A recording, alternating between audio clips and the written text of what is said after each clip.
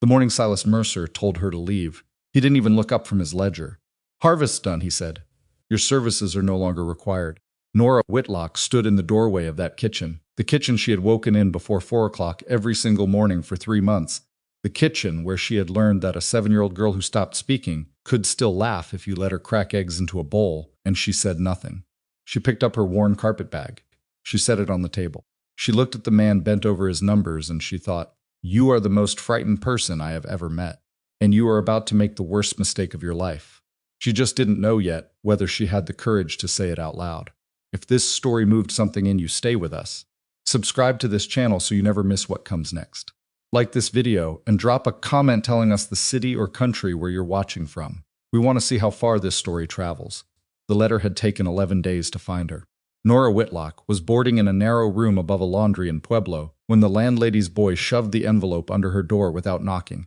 The way people shoved things at Nora without ceremony, without expectation that she would mind. She minded. She had always minded. She just stopped showing it years ago because showing it had never changed a single thing.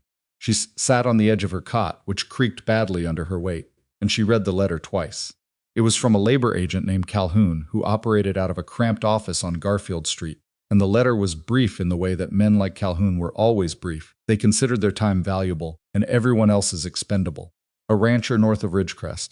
Harvest cook needed. 6 weeks, possibly 8 if weather turned. Pay was fair.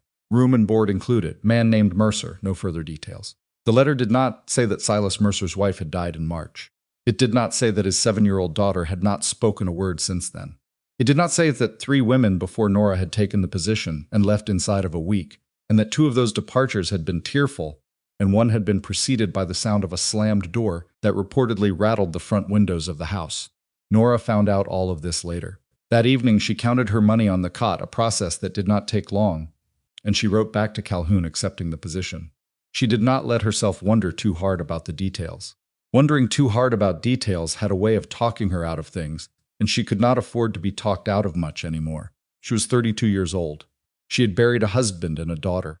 She had spent 4 years since then, moving from one temporary kitchen to the next, cooking for other people's families, and sleeping in other people's spare rooms, and telling herself that this was a reasonable life for a woman in her circumstances. She had gotten fairly good at believing that. The stage north took 2 days. Nora rode in the back corner with her carpet bag wedged between her knees because the bag was old and the clasp was unreliable, and she had learned from experience that an unreliable clasp would betray you at the worst possible moment. The other passengers, a young married couple and a traveling dry goods salesman, arranged themselves at the opposite end of the compartment with the subtle choreography of people who had decided, without saying so, that they preferred not to sit too close. Nora noticed. She had a gift for noticing things people assumed she was too occupied with herself to register. The salesman fell asleep and snored. The young couple whispered to each other and laughed about something private. Nora watched the Colorado landscape shift outside the window and ate the biscuit she had wrapped in cloth that morning, and she thought about nothing in particular. She was good at that too. The Mercer Ranch sat 12 miles north of Ridgecrest, and it was larger than anything she had expected. She understood this the moment the wagon crested the last rise, and the whole of the property came into view: the main house, 2 long bunkhouses, the barn and its attached structures, the fields extending in every direction in long measured rows of corn stubble and turned earth. It was the kind of spread that meant money, real money, the kind that took generations or extraordinary luck or both. It also looked, from a distance, like a place that had not been tended to in a while. Not the fields those were worked, but the house itself, the curtains in the windows, the front gate hanging slightly open on one hinge. The man who had sent the wagon to collect her was not Silas Mercer. It was a ranch hand named Pete Dooley, who was somewhere north of 50 and had the weathered, economical face of a man who had spent a lifetime outdoors and considered conversation a luxury. He helped her down from the wagon without comment, took her bag, and walked her to the back door of the main house without ever quite looking directly at her. "Mr. Mercer will see you at supper," Pete said. "Kitchen's through there." "Pantry stocked. The girl usually eats at 5. "What girl?" Nora asked. Pete looked at her then, briefly, with an expression she could not fully read. "His daughter Maisie. She's 7. He paused. "She doesn't talk." Nora waited for more. "She just doesn't," Pete said, and that was apparently all he had to offer on the subject, because he set her bag down inside the door and walked back toward the barn without another word. The kitchen was large and functional and cold. Not cold from the temperature, it was September. Still warm enough, but cold in the way rooms get cold when nobody has been living in them properly. There was a pot on the stove that someone had washed but not dried, and it sat there with water spots on the outside, and there was a single cup on the shelf with a hairline crack running from the rim down toward the base. Nora picked it up, turned it in her hands, and set it back. She opened the pantry. The stocking was adequate. Someone had bought flour and salt and dried beans and a side of cured pork, and there were onions in a crate on the floor and a jar of lard on the second shelf. It was the pantry of a household that intended to feed people without particularly caring whether anyone enjoyed the experience. She got the stove lit. She found a cast-iron Dutch oven that was good and seasoned, and probably the finest piece of equipment in the room. She started with beans and pork because it was September and the day had been long, and beans and pork could be made to taste like something worth eating if you understood them, and Nora understood them. She had been cooking for 20 minutes when she heard the small sound behind her. She did not turn around immediately. She kept stirring, kept her attention on the pot, and she said, without looking, "There's cornbread going in about another half hour. You're welcome to wait or come back." Silence. Nora turned around slowly, without drama, because sudden movements had a way of frightening people who were already on the edge of frightened. The girl was standing in the doorway that connected the kitchen to the rest of the house. She was 7, as Pete had said, and she was small for it, thin in the way children get thin when they've stopped eating with any real interest in the business. She had dark hair and her father's serious eyes, and she was wearing a dress that had probably fit her perfectly 3 months ago and was now slightly loose at the shoulders. She stared at Nora with the flat, measuring look of a child who had been disappointed enough times that she'd built a provisional sort of wall around herself. Nora looked back at her. "I'm Nora," she said. The girl said nothing. "You don't have to say anything back," Nora told her. "I just wanted you to know my name in case you needed it." Maisie Mercer stood in the doorway for another long moment, studying her. Then she turned and walked back into the house without a sound, like a small ghost. Nora turned back to her pot. She had known grief enough to recognize it in another person's posture. She had known the particular way a child carries loss not in their face, which is too mobile and too honest to maintain grief for long, but in the way they move through a room, the way they position themselves at thresholds instead of entering or leaving fully, always half in and half out. Maisie Mercer walked like a girl who no longer trusted spaces to be safe. Nora understood that. Supper that evening was the first real test. There were 14 ranch hands eating in the long dining hall attached to the main house, and they ate with the focused efficiency of men who had worked a full day and intended to eat quickly and sleep soon. The beans were good. She knew they were good because 3 of the men came back for a second serving without being invited, which in Nora's experience was the most honest review a cook could receive. Nobody complained about anything. Pete Dooley ate 2 full bowls and said nothing, which she was beginning to understand was his version of high praise. Silas Mercer did not appear until everyone else had nearly finished. He came in from the back, from the fields, from the smell of turned earth and something harder to name, and he was taller than she had anticipated and broader, with dark hair gone prematurely gray at the temples and the kind of face that would have been handsome once and was now just tired. He stopped in the doorway of the dining hall and looked at the room and then at her, and his assessment was brief and thorough and not unkind, but it was entirely the assessment of an employer evaluating a hired worker, nothing more. "Mercer," he said, "not hello. Not welcome, just his name as identification." "Whitlock," Nora said. He sat down at the far end of the table. She brought him a bowl. He ate it without comment. When he was finished, he looked up and said, "There's a list on the kitchen counter. Breakfast is at 5, field delivery at noon, supper at 6. "I saw the list," Nora said. "Good," he said. He took his bowl to the kitchen, washed it himself, which she had not expected, and left without another word. Nora thought, this is a man who does not know what to do with himself and is extremely busy not admitting it. She also thought, this is going to be a difficult job. She was not wrong about either. The first week was work, pure and unadorned. She woke at 4:15 because the stove needed 45 minutes before she could cook on it properly, and because 14 men eating breakfast at 5 o'clock required a kind of logistical preparation that people who had never done it significantly underestimated. Biscuits, salt, coffee. It sounds simple until you are making enough of it to feed a small army, while also making sure there is enough left over for a 7-year-old girl who would appear silently in the kitchen doorway sometime around 5:30 and stand there, watching, never asking, never speaking, just watching. Nora started leaving a small plate on the far end of the kitchen table. She did not make a ceremony of it. She did not announce it. She simply put the plate there, each morning 2 biscuits, a few strips of pork, a small bowl of preserves, and went on with her work. The first morning, Maisie appeared in the doorway, looked at the plate, looked at Nora. and disappeared. The second morning she appeared in the doorway and looked at the plate for a longer time, and then disappeared. The third morning she came all the way to the table and sat down and ate. She ate quickly and without looking up, and when she was done, she stood and left, and the only acknowledgement she gave was that she pushed the plate slightly toward the center of the table rather than leaving it at the edge, which Nora read as a small form of gratitude and accepted as such. Noon delivery was the hardest physical part of the work.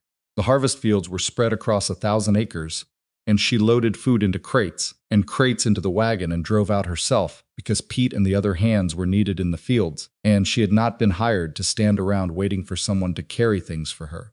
The first day she drove out alone, she got stuck in a dry creek bed about 1.5 miles from the main field and spent 25 minutes getting the wagon clear, and when she arrived with the food, her dress was dusty to the knee, and her hair had come mostly free of its pins, and the ranch hands looked at her with expressions ranging from sympathy to suppressed amusement.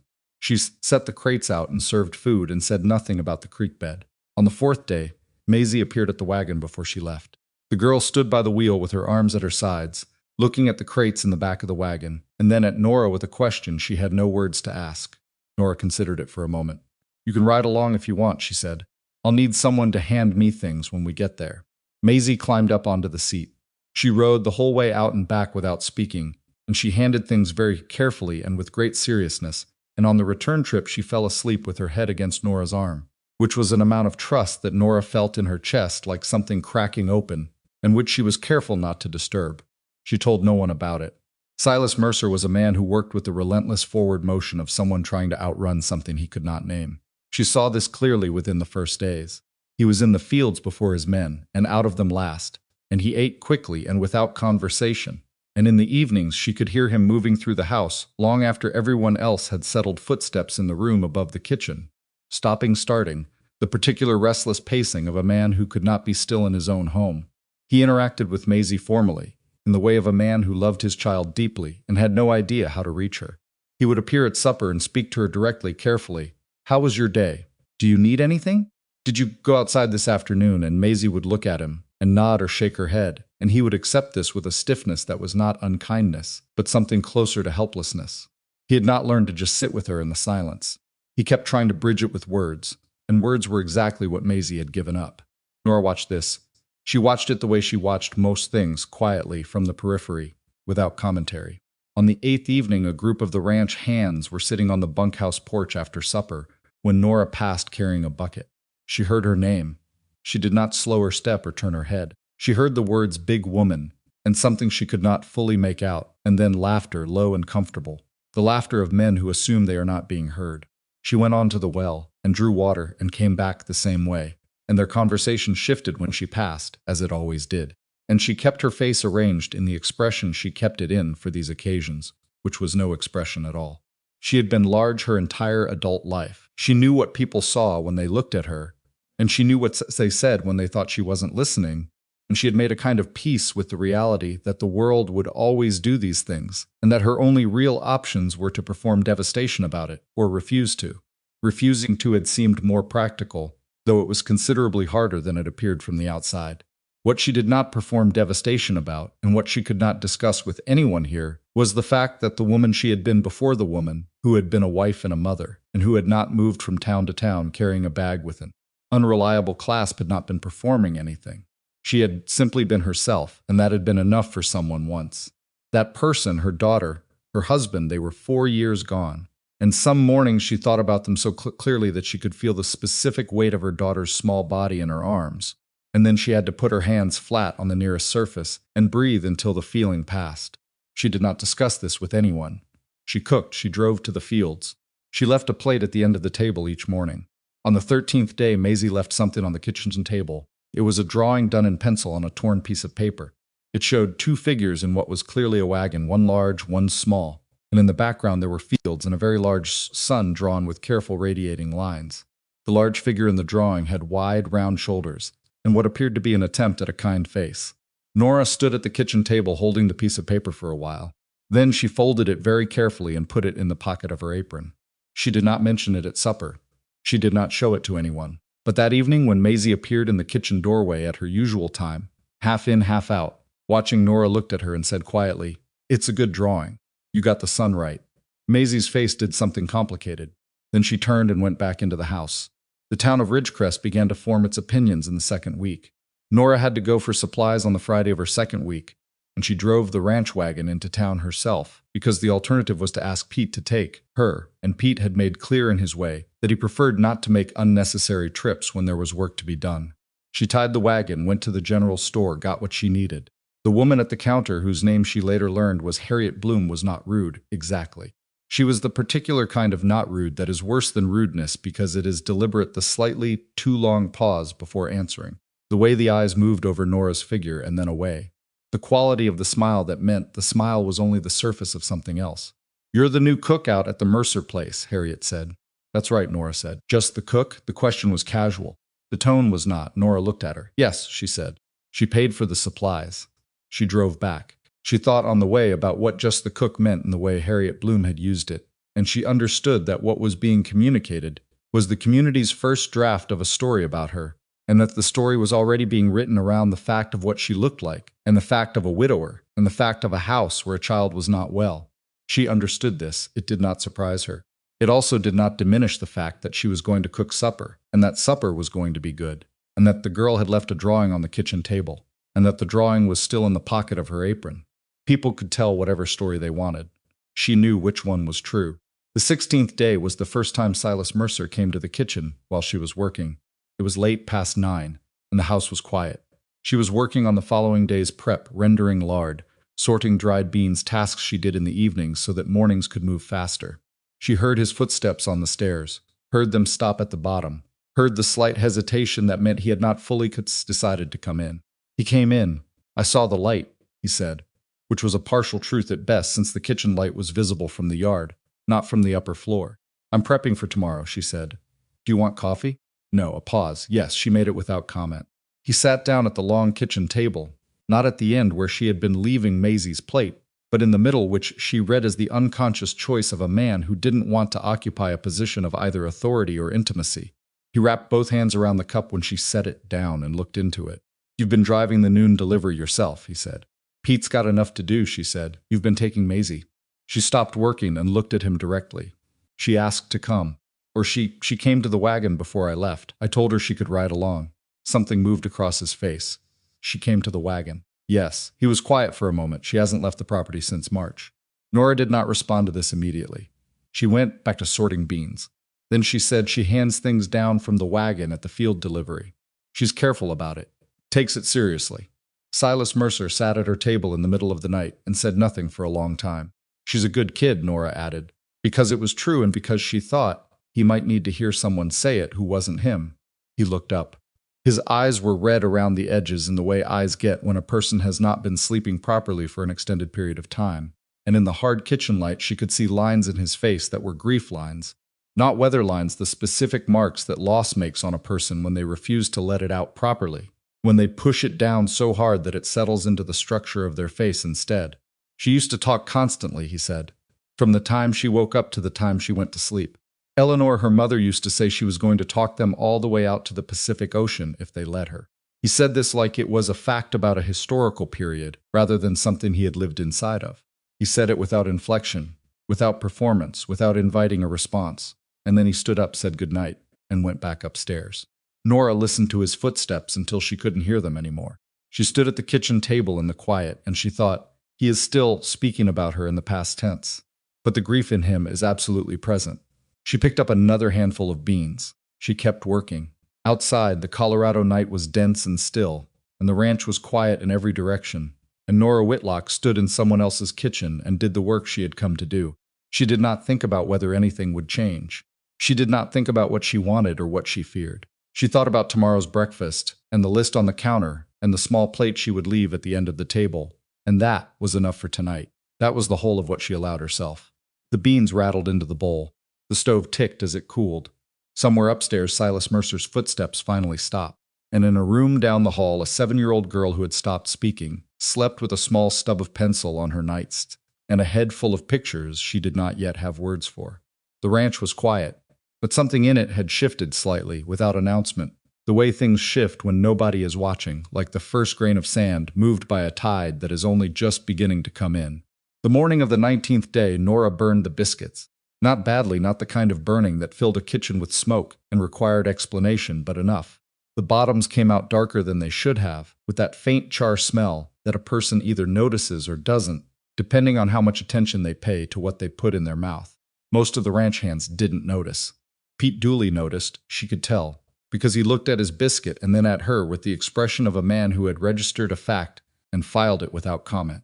She noticed because she was the one who made them, and she knew exactly when she had stopped paying attention, which was the Maisie had appeared in the kitchen doorway, not at her usual 5:30, but at 4:50, still in her nightgown, barefoot on the cold floor, with a look on her face that said she'd woken from something she couldn't get back to sleep from. Nora had turned from the stove and looked at her. "Cold floor," she said. Maisie looked down at her feet. "There's a pair of my work socks on the chair by the door," Nora told her. "They'll be big, but they'll do." The girl crossed to the chair, sat down, pulled on the socks, which were predictably enormous on her, bunching around her ankles and flopping at the toes, and then walked back to the kitchen table and sat down. And that was the moment the biscuits went slightly wrong, because Nora had been watching Maisie navigate the oversized socks with an expression of such careful, concentrated seriousness that she forgot to rotate the pan. The biscuits were a little dark on the bottom.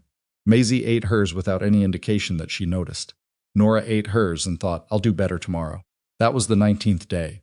By the 25th, she had established a rhythm that the household had reorganized itself around without anyone formally deciding to. Harvest was at full intensity by then.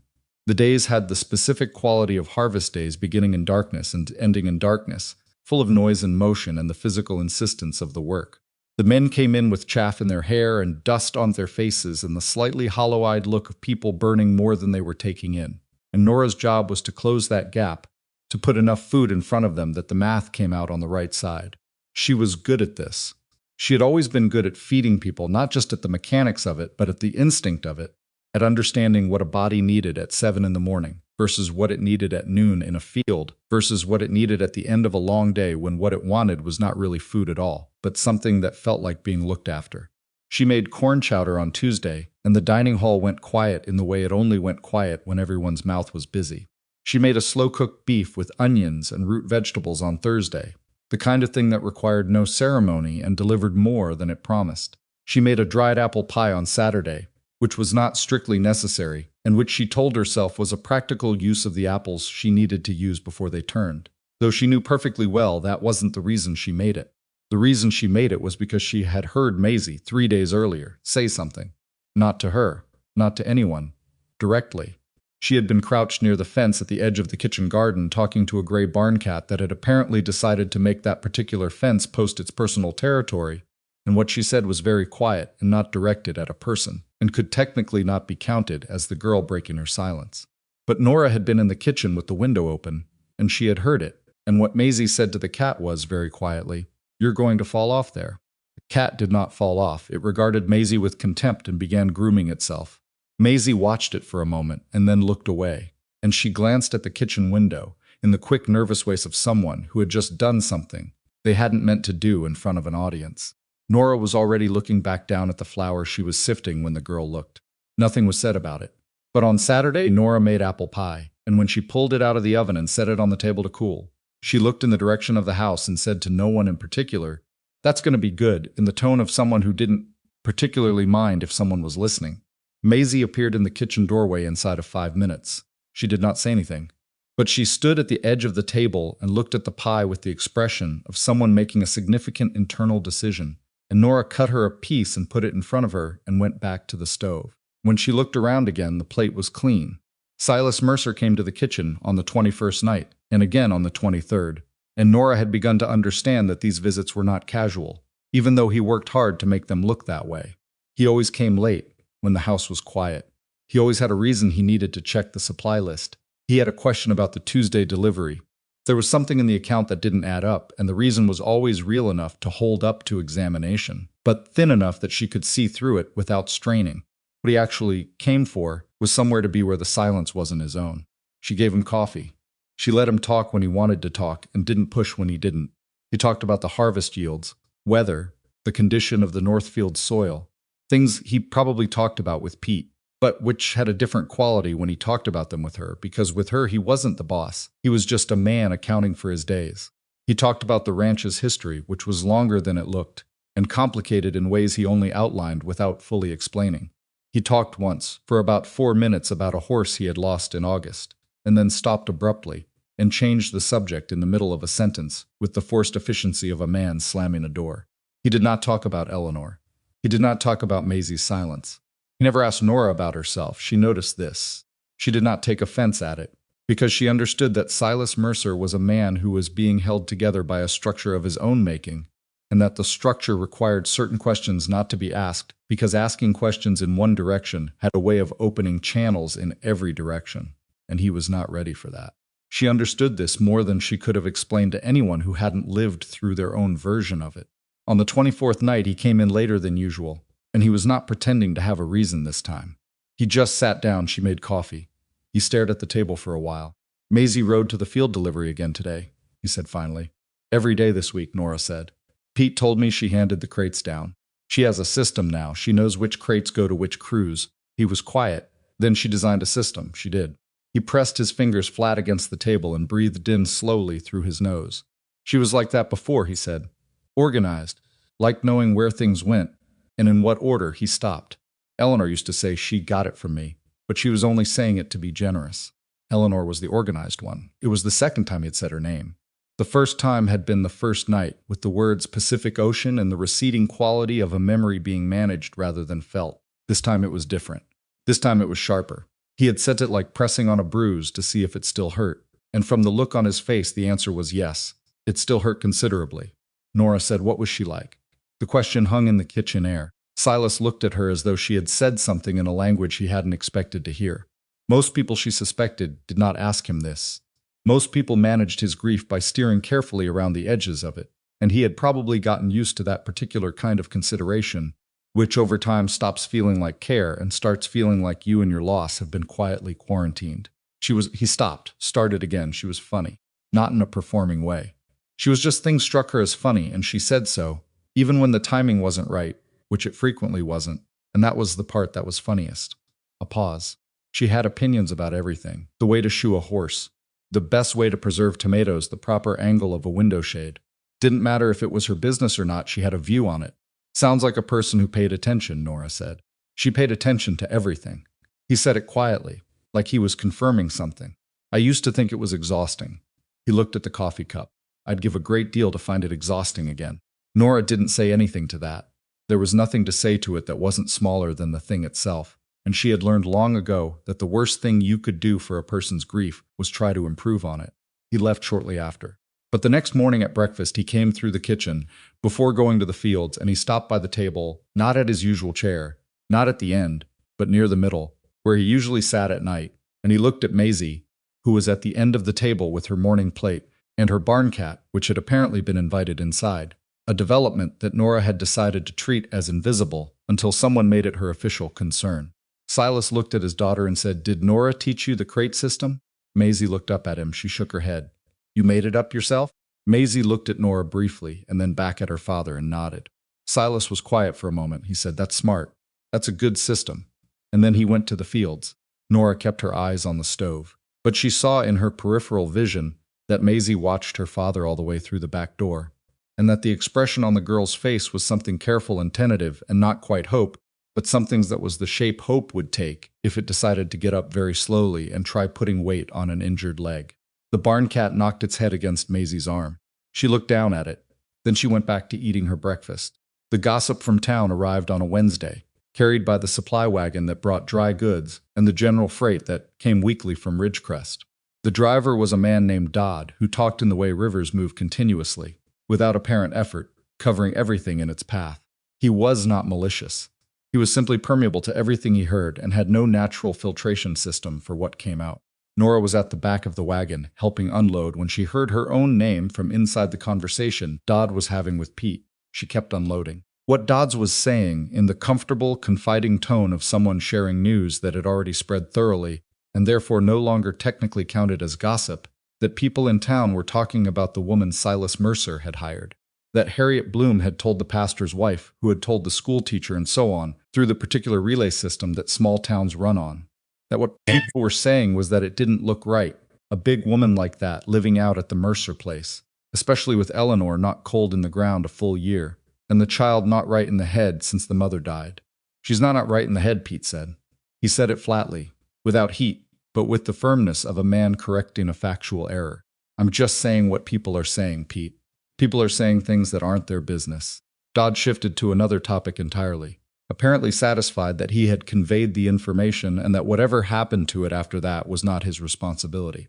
Nora carried a crate of cornmeal to the pantry and came back for another one, and she kept her face the way she kept it, which was no particular way at all. What she felt underneath the no expression was the specific fatigue of knowing that the story was already out there, and that there was nothing she could do to change the shape it had taken. She was a large woman living in a widower's house. She was feeding his men and tending in some informal way to his silent child. She understood how that looked to people who were inclined to look at it. She had spent her entire adult life understanding how things looked to people who were inclined to look, and she had burned through most of the energy she used to spend being angry about it, and now she was just tired. She was tired, and she was going to make supper, and the supper was going to be good. That evening, after the men had eaten and the dining hall had emptied, and Maisie had gone to bed, Nora was cleaning the kitchen when she realized she had company. She turned, and Silas was standing in the doorway, not the kitchen door, but the connecting door into the house, which meant he had come down specifically, not passed through. Dodd was talking today, he said. He does, Nora said. About you. She set down the cloth she'd been using and turned to face him properly. I know, his jaw was tight. I want you to know that what's said in that town is not something I have any influence over, but I also want you to know that I don't. He stopped. Started differently. Nobody on this property has said anything to you. I want to know if they have. They haven't. If they do, Mr. Mercer, she said, and something in her voice made him stop. I've been large my entire life. People have been saying things my entire life. I don't need you to fix it. He looked at her for a moment. She looked back. The kitchen held the particular quiet of a space where something honest had just been said, and both people in it were deciding what to do with that. All right, he said finally. I do appreciate you asking, she said. That part mattered. He nodded once and went back through the door. Nora stood in the kitchen and breathed out slowly. She picked up the cloth. She kept cleaning. She told herself it meant nothing except that he was a man with some basic decency, which was not as common as it should have been, and which she had stopped expecting with any consistency. She told herself this for a while, with reasonable success. The last week of September came in with weather that had teeth, not the killing cold, not yet, but the serious kind that reminded you the serious cold was coming and you should be making decisions accordingly. The harvest was pushing hard toward its end. Silas was out before light and back after dark every day, and the men were working at the particular pitch of people who can see the finish line and are pushing toward it with the understanding that there is a substantial amount of winter on the other side of it. Nora pushed too. She was up at 4 and rarely sat down before 8 in the evening. Her back hurt in a way she had learned to work through, and her hands had the raw quality they got in cold weather when she was washing and cooking and hauling constantly without time to give them proper attention. She did not mention the back. She did not mention the hands. There was work to be done, and she was doing it, and the small physical complaints of doing it were simply the cost of being there, and she had paid similar costs in every kitchen she had ever worked in. Maisie, that last week of September, began leaving drawings in increasing frequency. There had been the first one, the wagon with the sun. Then days later, a drawing of the barn cat sitting on the fence, done with a careful, slightly wobbly line that was nevertheless recognizable. Then, taped to the inside of the pantry door with a small scrap of flour paste, a drawing of the kitchen stove from a vantage point that was clearly the table, clearly the vantage point of a 7-year-old sitting at the kitchen table and looking at the stove and the broad-shouldered figure standing in front of it. Nora found this one on a Thursday morning and stood looking at it for a long time. Then she unstuck it from the door carefully and carried it to the small room off the kitchen where she slept and put it with the first drawing in the inside pocket of her carpet bag, where she kept the things she actually cared about. The Friday of that week, Silas came home from the fields in the middle of the afternoon. This was unusual enough that Nora noticed it immediately. She heard the horse come into the yard and heard Pete's voice, and then Silas's, and then a brief silence, and when Silas came through the kitchen door, his face had the tight, inward quality she had come to associate with him, carrying something he hadn't decided what to do with yet. He stood in the kitchen and looked at her. Pete says the north section will be finished by Sunday. That's good, Nora said. That means the main harvest is done by end of next week. Maybe 10 days. She was at the counter with her hands in bread dough, and she kept working it because stopping abruptly would have been more of a response than she wanted to give. All right, she said. That's the end of the season. When Calhoun arranged for you to come, we agreed on the length of harvest. He paused. I want to be straight with you about where things stand, so there's no confusion at the end. She pressed the heel of her hand into the dough, turned it, pressed again. I appreciate that, she said. It was a good hire, he said. He said it the way he said most things straightforwardly, without flourish. The men have been eating better than they have in years. You should know that. The men work hard, she said. They deserve decent food. He was quiet for a moment. She could feel him still standing in the doorway, in the way you feel a presence without looking at it. Maisie has been, she seems better. He said the last part carefully, with the particular care of a man who knows that saying something good out loud has a way of daring fate to contradict it. Nora looked up then. She's been talking to the cat, she said. I've heard her. Something happened in his face. A quick, unguarded movement that he got control of almost immediately. She has, once or twice I've heard her talking to herself in the barn, just quietly. Like she's working things out. He pressed his lips together, looked at the floor, then up. She hasn't said anything to me. She will, Nora said. She said it the way she said things she was fairly sure of, but not completely the way you make a statement, to hold space for something you're hoping for rather than guaranteeing. She's getting used to things again. That takes time, and it doesn't happen on anybody else's schedule. Silas looked at her for a moment, then he said, What happened to her mother's death? She was in the room when Eleanor, he stopped. She found her. It was morning, and I was already in the fields and Maisie found her. The bread dough was worked through and ready. Nora set it in the bowl and covered it with a cloth and wiped her hands. She turned around fully and leaned against the counter and looked at him, because he was looking at the floor again, and she thought he needed to see someone looking at him, rather than away. That's a terrible thing for a child to carry, she said. I know, and it's a terrible thing for a father to carry, knowing she was the one who found her. He looked up. His eyes were dry, but only barely the specific dryness of a man who has made stopping himself from crying into a kind of practice. I should have been there. I'm always the first one up. That morning I was in the north field early because of a problem with the irrigation. 15 minutes. If I'd been... You don't know that 15 minutes would have changed anything, Nora said. You don't know that it wouldn't. She didn't argue that. She could have.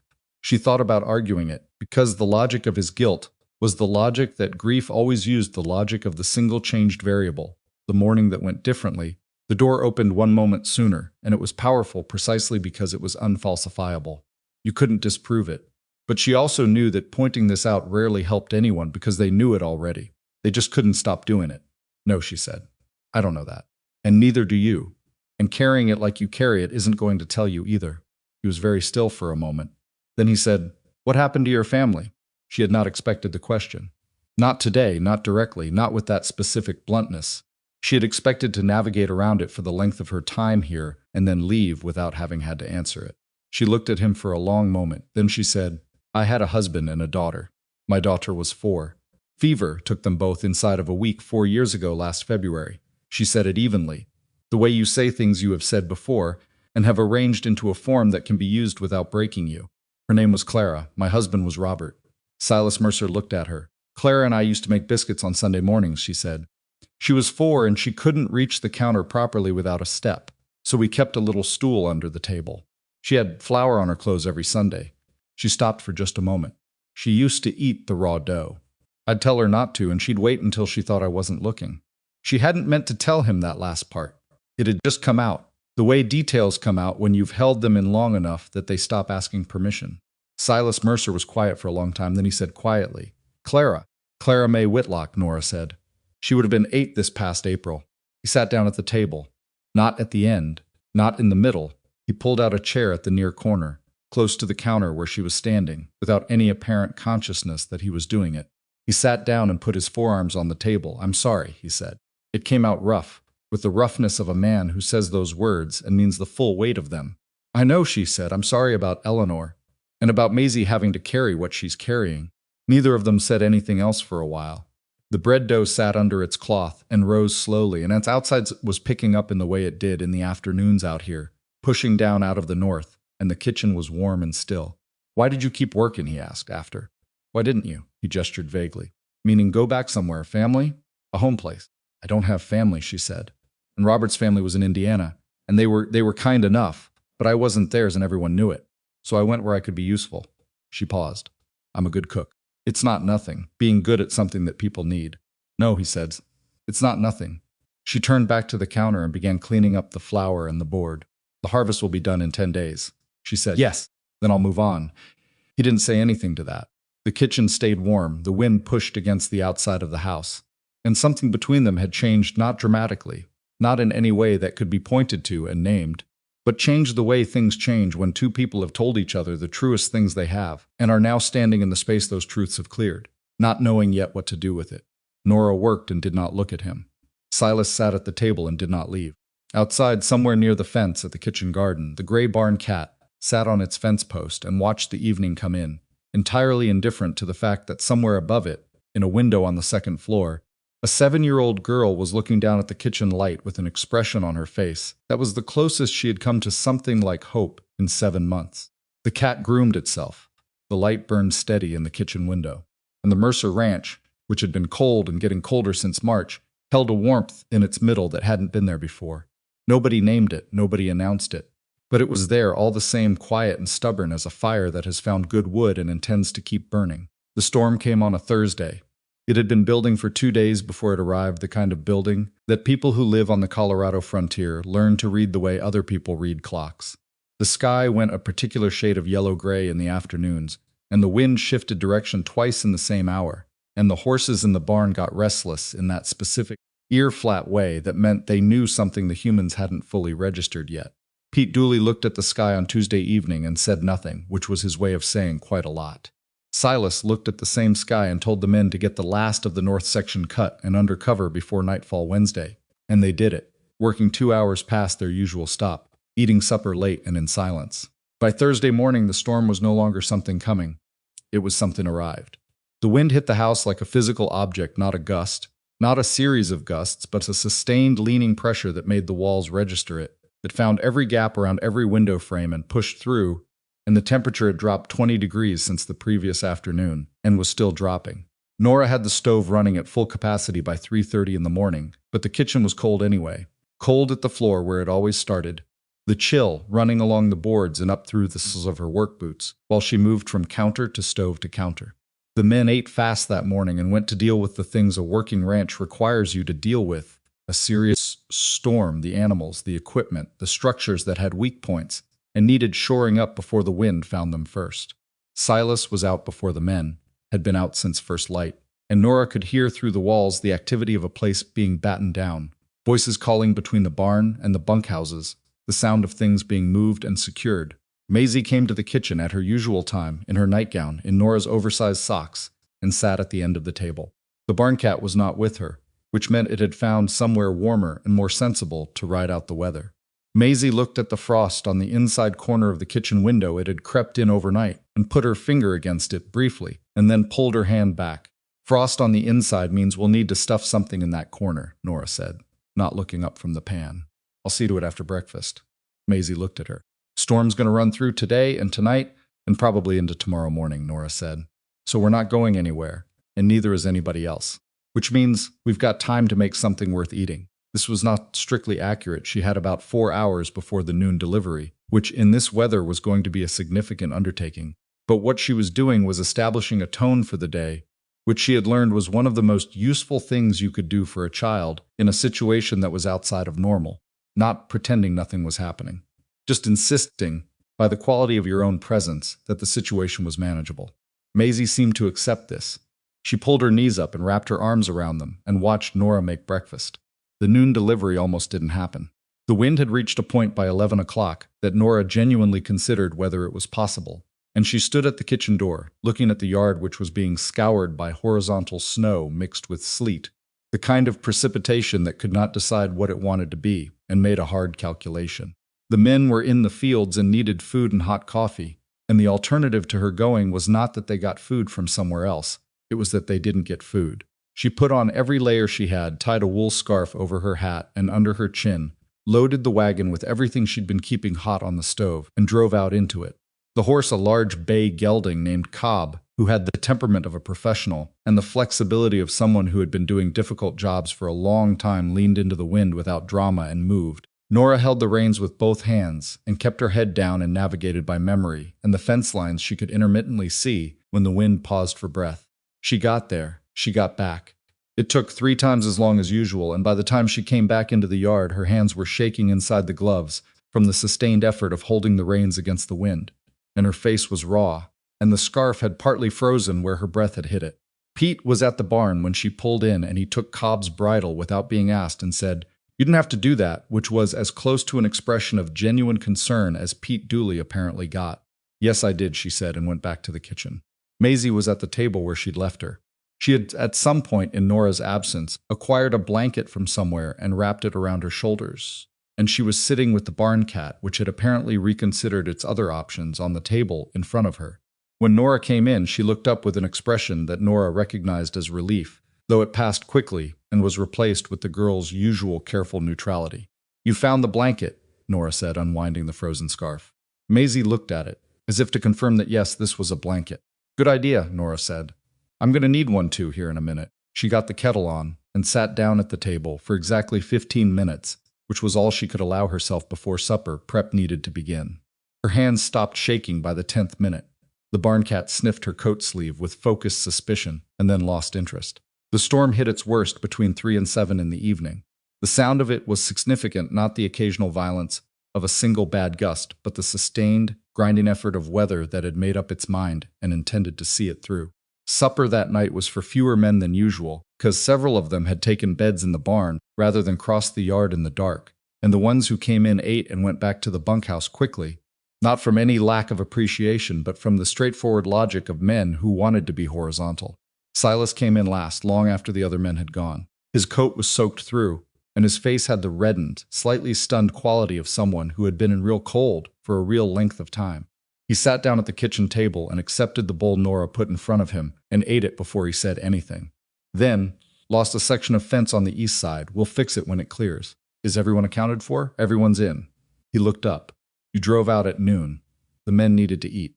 He looked at her for a moment in the way he had been looking at her more frequently in the past week, the considering kind of look, the kind that meant he was seeing something and hadn't yet decided what to do with what he was seeing. Pete said the visibility was near nothing by 11. Cobb knew where he was going, she said. "That's not." He stopped, decided against whatever he had been about to say. "The food mattered. I know it did." He went back to the bowl. Maisie came to the kitchen doorway in her blanket and her socks and looked at her father. Silas looked up. Something in his face shifted, the specific shift of a man who has been conducting himself as if everything is manageable and has just been reminded of what he is actually managing for. "Hey, Bug," he said quietly. It was the first time Nora had heard him use anything other than Maisie's name with her. Something about the exhaustion of the day had apparently gotten under his usual careful formality, and the word came out with the ease of a habit that was older than grief, something from before. Maisie looked at him for a long moment. Then she crossed the kitchen and stood next to his chair, which was as close to him as Nora had seen her get voluntarily, and Silas put his arm around her without making a ceremony of it, and they sat like that while he finished his food. Nora turned to the stove and gave them the privacy of her back. The storm cleared by morning, leaving behind it the specific hard-edged silence that follows serious weather, the kind of silence that has weight, that sits on the landscape like something deposited. 2 inches of early snow on the ground and the sky an exhausted pale blue. The men went back to work. The fence on the east side got repaired. The ranch resumed its function. 4 days later, on a Monday, Maisie came to the kitchen at 4 in the morning. Not in her nightgown this time. Not with the careful quiet of a child making a voluntary choice to be in the kitchen. She came in stumbling, one hand on the wall, and when Nora turned from the stove, she saw immediately that something was wrong. The girl's face was flushed with the kind of flush that didn't come from cold or embarrassment. It was the high, unnatural color that fever makes, hectic and wrong, and her eyes were glassy in the way that meant the fever was not new, had probably been building since yesterday or the day before, and nobody had noticed because children are very good at carrying illness past the point where it should have been caught. Nora crossed the kitchen in 4 steps and put her hand on Maisie's forehead. The heat was significant. Not the warm child heat of a small body running its usual furnace too high. This was past that. This was the kind of heat that made Nora's hand feel cool against it, the kind that meant the body had decided to fight something and was fighting it with everything it had. "All right," Nora said. She said it quietly, without alarm in her voice, because she had learned from experience she would never have chosen that the voice you use in these moments is itself a form of medicine or its opposite. "Come with me. Let's get you somewhere warm." Maisie was moving slowly and without her full coordination, and Nora put her hand on the girl's back and walked her to the small sitting room off the main hall where there was a settee and a fireplace, and she got the fire going. She had become very fast at getting fires going. the repetition of cold Colorado mornings having made it nearly automatic, and she tucked the blanket around Maisie and looked at her properly. Maisie looked back at her. Her eyes under the fever held something that was not quite fear but was the distant cousin of it, the disoriented quality of a person whose body has taken charge of the situation and is not accepting input from anyone else. "I'm going to get your father," Nora said. She was up the stairs and knocking on his door before she had fully finished the sentence in her head. She did not knock softly. She knocked the way you knock when a child is ill. He opened the door in about 4 seconds, which told her he had not been deeply asleep.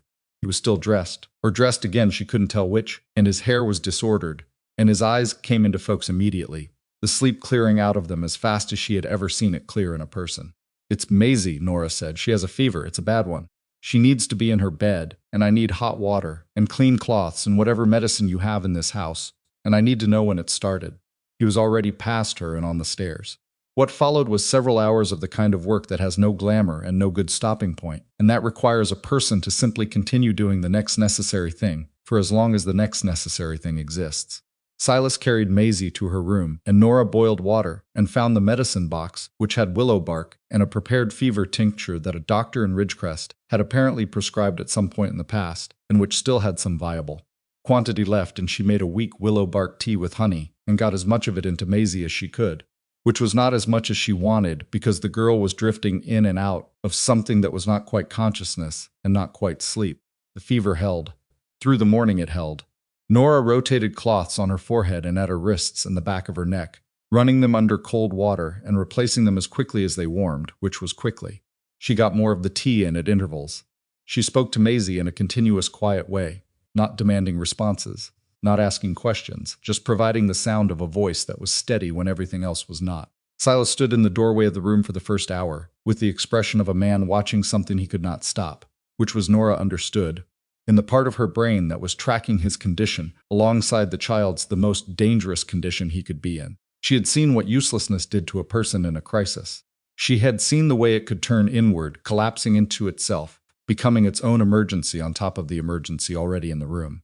She also understood with a cold clarity that she did not have the space to feel the full weight of right now, why this particular fear was so completely paralyzing for him. He had watched someone he loved die in this house. He had been absent for it, and then he had been present for its aftermath, and now his daughter was in a bed with a high fever, and the architecture of his fear was not abstract. It was built from specific memories, the most specific and terrible kind. "Silas," she said at about the second hour. She used his first name, because she needed his full attention and she needed it now. "She needs to hear you." He looked at her from the doorway. "You can be afraid," she said, keeping her voice low and matter-of-fact so it didn't feed Maisie's agitation. "You're allowed to be afraid, but she needs to hear your voice. She needs to know you're here. That's something only you can do." He came into the room. He sat in the chair beside the bed and he took Maisie's hand, which was small and warm from the fever, and lay in his larger one with the limpness of a child who didn't have the strength to hold on to anything right now.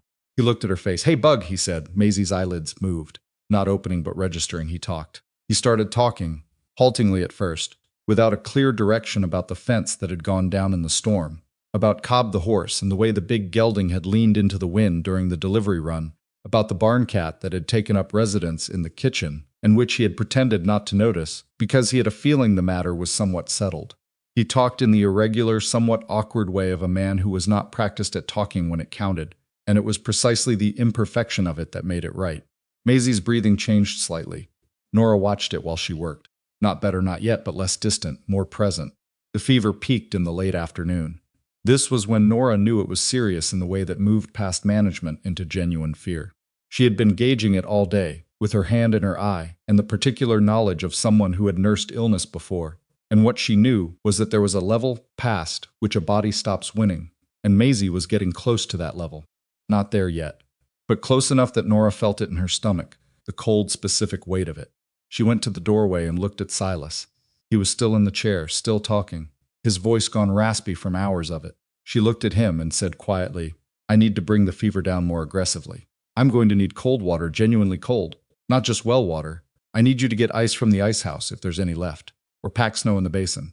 He was on his feet and out the door before she finished. She went back to Maisie and sat on the edge of the bed. The girl's face was frightening now. The flush had gone beyond high color into something ashen underneath it, the gray pink of a body working past its limits. Her breathing was shallow. Her eyes, when Nora lifted one eyelid to check, were wrong in the way Nora knew how to read. "Maisie," she said, firmly. Not loudly, but firmly in the tone that crosses whatever distance a fever creates.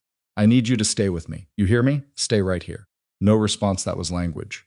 But the girl's hand moved slightly against the blanket. Nora took it, held it. Silas came back with ice packed in a cloth, packed so fast she could only assume he had run to the ice house and back. And she pressed it to Maisie's wrists and the back of her neck, and held the cold cloth to her forehead, and made Silas hold another one at her feet. And they worked like this, Nora directing, Silas following, both of them quiet except for the necessary instructions for the better part of an hour. And then, sometime in that hour, Silas stopped following instructions and started talking again. He had apparently decided or run out of other options, because he sat at the side of the bed with the cloth in his hands and he started talking to his daughter in a way he had not talked to her since March. He talked about Eleanor. He talked about specific things, not the general shape of her, but the specific details, the ones that live in the body of memory and don't come out unless you push them out.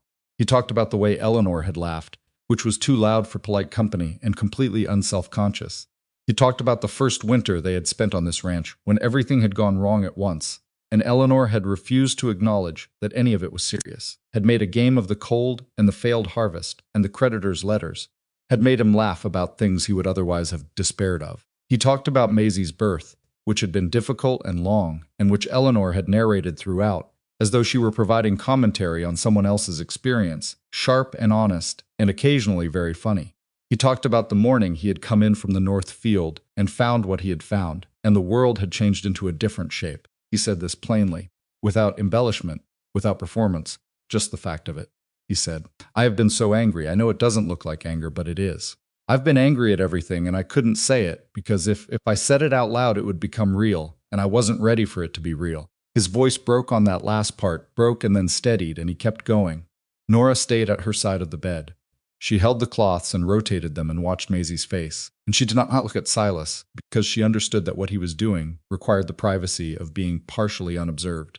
That there are things a person can only say if they believe they are speaking to only one person and not two. She had heard men break before. She had heard the particular sound of it, not dramatic, not the way it appeared in performances, but quiet and rough and surprise-sounding, as though the person doing it had not fully believed it would happen until it did. Silas Mercer broke that way, in the chair beside his daughter's bed, in the late afternoon light of an October day, with a cold cloth in his hands and his voice going thin, and his daughter lying still and burning.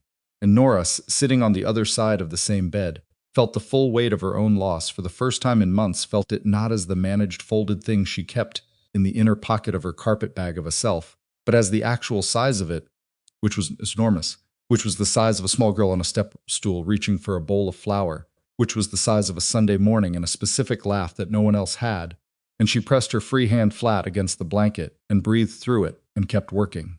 The fever broke just before dawn. It did not break dramatically. It did not announce itself. Nora was rotating the cloth on Maisie's forehead for what felt like the 100th time when she noticed that her hand was no longer pulling away from the heat, that the cloth was coming back slightly cooler than it had gone on, that the quality of Maisie's breathing had changed, deepened, slowed, taken on the longer rhythm of a body that has stopped fighting and started recovering. She sat very still for a moment, her hand against the girl's cheek, reading it. Then she said, "Silas." He was asleep in the chair, his head fallen forward and his hands still loose around the cloth he'd been holding. He came awake at his name fast, because he had been sitting guard rather than truly sleeping, and looked at Nora. "The fever's breaking," she said. He was out of the chair. He came around the bed and put his hand where hers had been, against his daughter's face, and she felt him read the same thing she had read the lessening, the return, and watched what that did to him. He made a sound that was not a word, and sat down on the edge of the bed, and put both hands over his face. Nora stood on her side of the bed and let him have it. She was tired in a way that went past her body tired in the way you get tired when you have spent hours holding fear at a distance through pure force of will, and the distance has finally closed to zero. She had not allowed herself to consider the alternative outcome. She had done this by keeping her hands moving, by rotating cloths, by making tea, by being one precise necessary actions ahead of the worst possible moment. But she had known what the worst possible moment looked like. She had seen it 4 years ago. She knew its exact texture and weight, and she had held it at bay in this room by sheer stubbornness and the refusal to let it happen while her hands were still capable of stopping it. Maisie's breathing was slow and deep. Her color, in the early morning light, coming gray through the window curtains, was coming back to something closer to her own. Not there yet, but moving toward it. She'll need to stay in bed for at least 3 days, Nora said. Her voice was rough. She hadn't noticed until she spoke. Fluids whenever she'll take them. No solid food until the fever's been gone a full day. She'll be weak. Silas lowered his hands from his face. He looked at her across the bed with an expression she couldn't entirely read. Gratitude was part of it, and exhaustion was part of it, and something else that was harder to name, something that had to do with the night just past, and what they had each been present for in the other. You stayed up all night, he said. So did you. You knew what to do. I've had reason to learn. She said it simply, and he understood what she meant, and they held that understanding between them without requiring it to be discussed further. He nodded. He looked at his daughter. Go sleep, he said. I'll stay with her. An hour, she said. I need to get the stove going before the men. Nora, he said her name the way she had said his, the night before, using it to get full attention. I will take care of the stove. The men can manage one late breakfast. Go sleep. She was too tired to argue with the logic of this. She went to her small room off the kitchen and sat on the edge of the cot and took off her boots and lay down without removing anything else.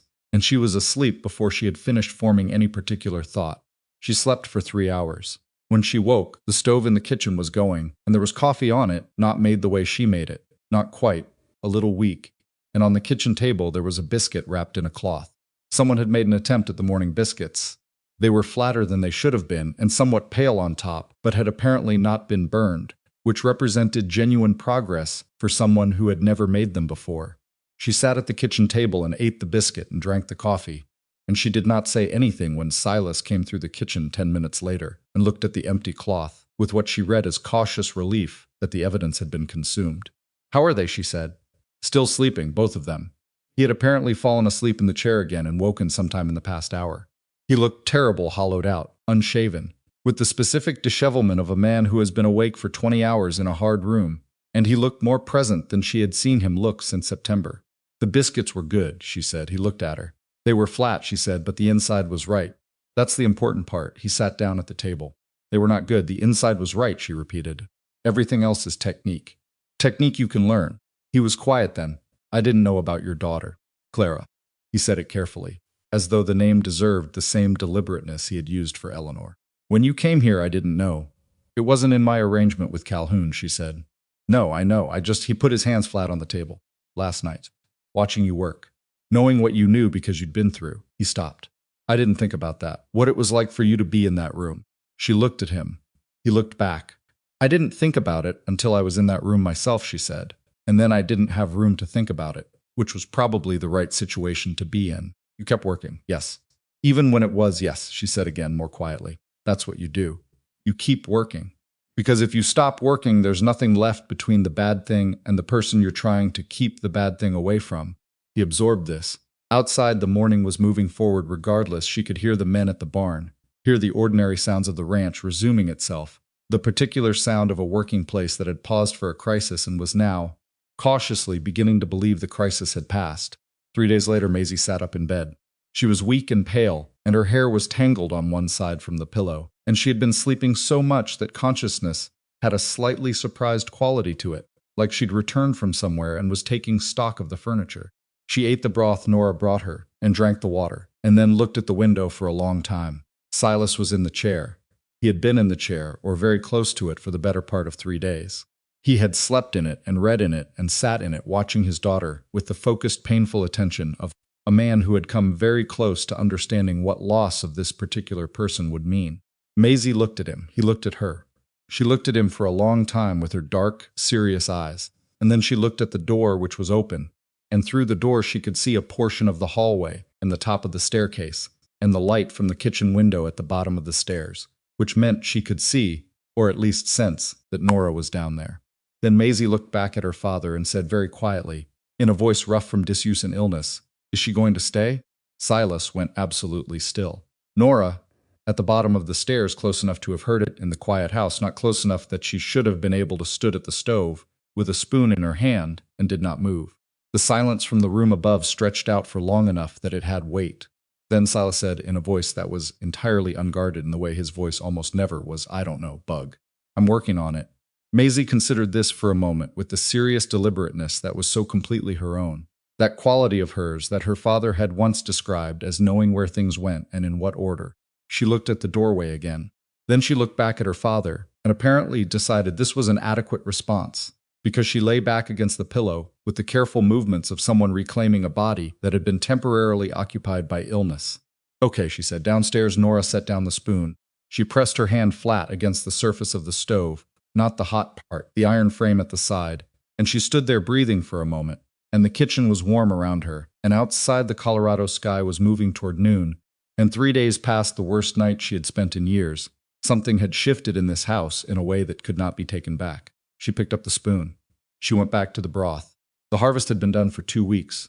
Her arrangement with Calhoun had run its course. She had told herself, in the small, accounting part of her mind, that she used for these practical decisions, that she would leave when she had made sure Maisie was stable, that she would leave cleanly, without complication, the way she had left every temporary place she had been. She stirred the broth.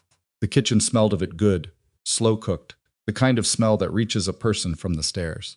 She had not packed her carpet bag. She noticed this now, though she had been aware of it for days without examining it too directly. She had not packed it. She had not asked Calhoun about the next placement. She had not done any of the practical forward-moving things she always did when the end of a position was approaching. She had kept cooking. She had kept the plate at the end of the table. She had kept the drawings in the inside pocket of the bag that she had not packed. She was going to have to figure out what that meant. Outside, Cobb the big bay gelding stood in the paddock in the October sun, with his broad back to the wind, patient and solid and entirely without opinion about the situation unfolding in the house. The barn cat sat on the kitchen step in a patch of thin sunlight, blinking slowly at nothing in particular. Somewhere upstairs, a 7-year-old girl who had said 2 words in 7 months had just said a complete sentence, and a man in a chair was probably sitting very still, looking at his daughter, understanding something he had not fully understood before. The broth was ready. Nora took it off the heat. She would bring it up in a few minutes. She would be practical about it. She would be sensible. She would not, she told herself firmly, read too much into the words of a child who had just been through a fever. She stood there for another moment in her kitchen. In the kitchen, she corrected herself, because it was not hers with the ladle in her hand, and the broth steaming gently, and she thought about a step stool under a table, and a small hand reaching for a bowl of flour, and the particular weight of a 4-year-old girl who had not yet learned that a person could be too heavy to hold. Then she picked up the bowl and carried it upstairs. Maisie spent 3 days in bed after the fever broke, and in those 3 days she talked more than she had in 7 months. Not to everyone. Not all at once. It started the way most things started with Maisie, quietly, at the edges, in the spaces between other things, where it didn't feel like a performance. She talked to the barn cat first, which didn't count in the way that talking to a person counted, but which loosened something that had been held rigid for a long time, the way you loosen a rusted hinge, not by forcing it, but by working oil into it slowly, until the metal remembers what it was made to do. She talked to Nora while Nora changed the cloths on her wrists, not full sentences at first, just words offered at intervals cold, that one and the cat knocked over the water glass, and once, with a specificity that stopped Nora's hands for a half-second, I had a dream about Mama. Nora had set down the cloth carefully and said, what was she doing in it? And Maisie had said, she was in the kitchen. She was making something. I couldn't see what. That sounds like a good kind of dream to have, Nora said. Maisie thought about it. She wasn't sad, she said. In the dream, she wasn't sad. No, Nora said, I don't imagine she was. She picked up the cloth and went back to work, and Maisie didn't say anything else about it, but the quality of the silence in the room afterward was different, lighter. Somehow, the way a room gets after a window is open that has been shut too long. Silas was present for very little of this directly. He sat with Maisie in the evenings and in the mornings, and the talking that happened between them was still careful. He was still a man learning to reach across a distance he had helped create, but it was happening, which was more than it had been. He asked her questions, and she answered them, briefly, in words rather than nods, and each time she answered, he had the look of a man receiving something he had nearly convinced himself he'd permanently lost the right to receive. On the 4th day, Maisie came downstairs. She came down in the early afternoon, wearing 2 layers because Nora had told her she needed to before she let her out of bed, and she was still moving carefully, with the deliberateness of a body that had been through something and was operating on recovered rather than full reserves. She came to the kitchen doorway, her usual position, the half in, half out, and looked at the room. You can come in all the way, Nora said. You're not going to break. Maisie came in all the way. She sat down at the table at her end in her usual spot. The barn cat appeared from somewhere behind the woodpile and jumped up beside her with the confidence of an animal that has decided a location is home, regardless of what the humans think about it. She put her hand on its back. "I'm hungry," she said. "I know," Nora said. "That's a good sign." She made soup, not broth, proper soup, with vegetables cut in the particular way that made them soft enough to be easy and interesting enough to be worth eating. And Maisie ate 2 bowls of it slowly, and with the focused attention of someone rediscovering the mechanics of appetite. She ate the bread that went with it. She drank the water that came with that. And then she sat back and looked at Nora with an expression that had some of the old measuring quality to it. The quality Nora had first seen in the doorway on her very first day, but without the wall behind it, or with a shorter wall. Something had changed in the architecture. "Nora," she said, "Are you going to leave?" Nora was at the sink. She did not turn around immediately. She finished what she was doing with her hands, which was rinsing a pot that didn't strictly need rinsing right at that moment. And then she turned and looked at the girl. "Where did you hear that?" she said. "Papa was talking to Pete," Maisie said. "2 days ago when you were outside. He said the season was done and that the arrangement was done and that he didn't know what." She stopped. "He thought I was asleep." Nora looked at her for a long moment. Maisie looked back with the patience of someone who has decided she is owed a straight answer and is prepared to wait for it. "My job here was for the harvest," Nora said. "The harvest is done. But you're still here. You were sick. I'm better now." Nora pulled the chair out from the near side of the table and sat down in it, facing the girl across the corner. She was too tired to stand and have this conversation. She was too tired, she had realized over the past several days, to maintain any of the careful distances she had spent 3 months carefully maintaining. The fever had burned through a lot of things, not just in Maisie. "I don't know yet," she said honestly. "I don't know." Maisie considered this. "Why don't you know?" "Because it's complicated." "How?" Nora looked at her. 7 years old, and recently through a serious illness, and currently interrogating her with the directness of a circuit court judge. "Eleanor's daughter," she thought. "Definitely Eleanor's daughter. Because I came here to do a job," she said. "And I did it. And now the job is over, and whatever happens next isn't something that was decided ahead of time. Could you stay and do a different job? It doesn't work exactly like that." "Why not?" "Because your father would have to ask me," she did not say. "Because I have been the temporary person in temporary places for 4 years, and I am not certain I know how to be anything else, and I am not going to make myself comfortable in a space that hasn't been offered. Because if I stayed and then had to leave for any reason, it would be worse than leaving now. And I know this because I am 32 years old, and I have learned things the hard way that I would have preferred to learn more gently." She said none of this. Instead, she said, "Because some decisions aren't mine to make." Maisie was quiet for a moment, processing. Then she said, "Are they Papa's?" "Some of them." Another pause. "Then he doesn't want you to leave." The kitchen was very still. Outside, Cobb moved in the paddock, and the sound of it came through the window, the dull thud of hooves on cold ground, steady and unhurried. "What makes you say that?" Nora said. "Because when he talks to Pete about it, he sounds like he does when something's wrong with the fence," Maisie said. "Like there's a problem he can't figure out how to fix." Nora looked at this child, this small, serious, too perceptive child sitting across the kitchen table with a barn cat on her lap and soup warmth in her cheeks, and the full, unfiltered logic of 7 years old directed at a situation that grown people had been spending weeks dancing carefully around. "Finish your water," Nora said. Maisie finished her water. The conversation with Silas happened 3 days later, on a Friday, which was not how Nora had anticipated it happening. She had anticipated having it once she had made a decision, once she had packed the carpet bag and done the accounting of circumstances that she did before every departure, and was ready to conduct herself with the practical dignity she conducted herself with when she left places.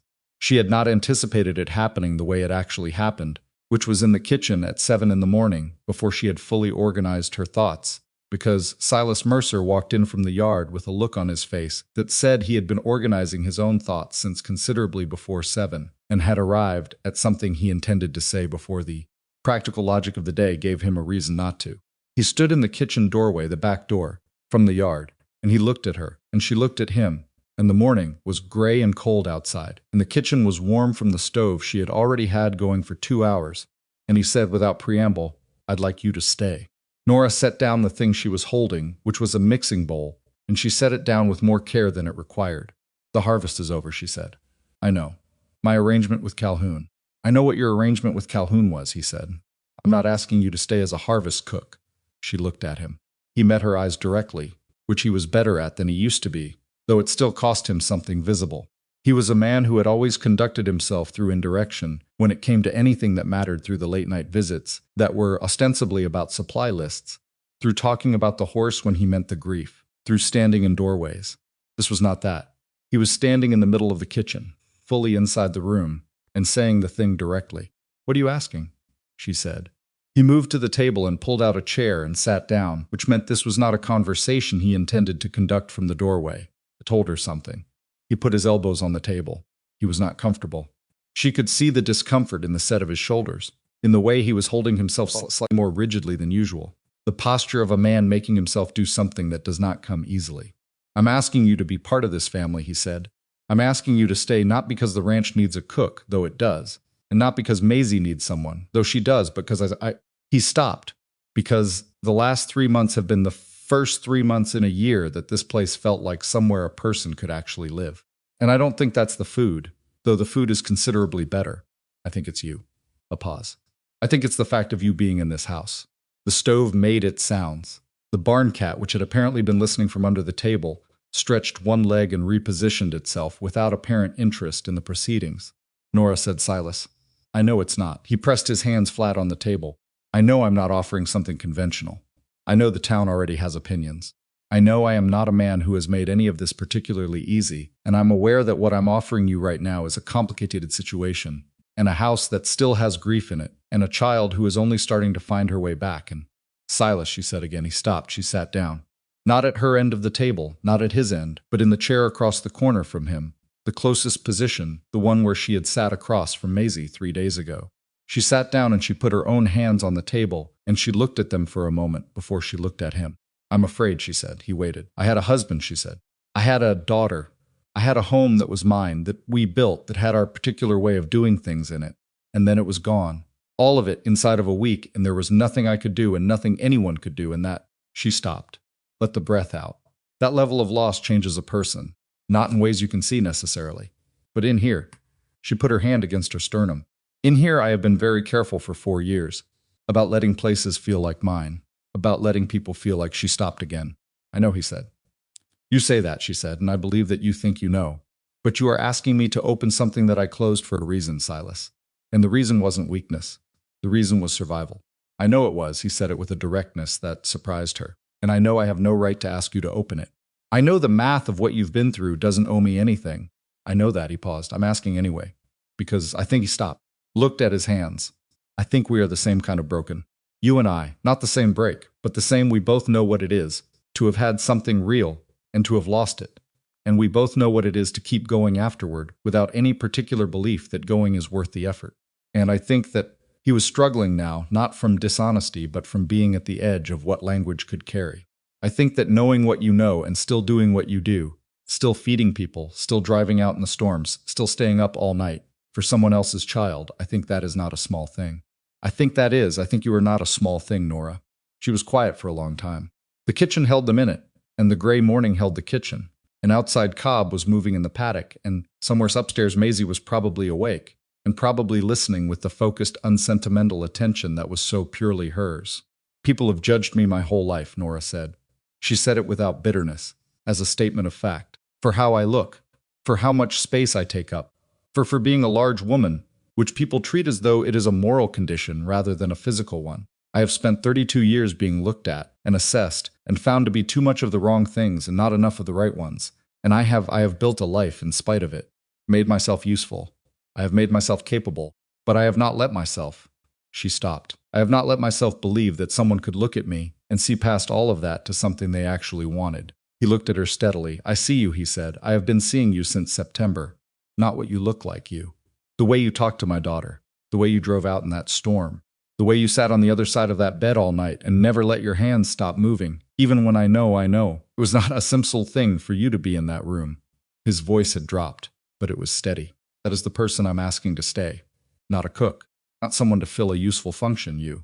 Nora pressed her lips together, looked down at the table, looked up. "If I stay," she said slowly, "and if this doesn't—" She stopped. "I don't know if I could do it again. The losing. I don't know if I have another one of those in me." "Neither do I," he said simply. "But I know what the alternative is. I spent 7 months doing the alternative, and so did you for 4 years." He let that sit for a moment. "The alternative is safe. I'll grant you that. But it is also—" He looked for the word. "It is very empty." She knew that. She had lived in the empty for 4 years, and she knew every room of it. knew the specific quality of its quiet, knew the way it looked from the inside at 4 a.m. when the stove needed lighting, and there was no particular reason to light it except that someone had to, and you happened to be the one there. She looked at this man across the kitchen table, this tired, imperfect, grief-damaged, decent man who made bad biscuits and talked to his daughter about fence posts and had sat in a chair all night talking about his dead wife until his voice gave out.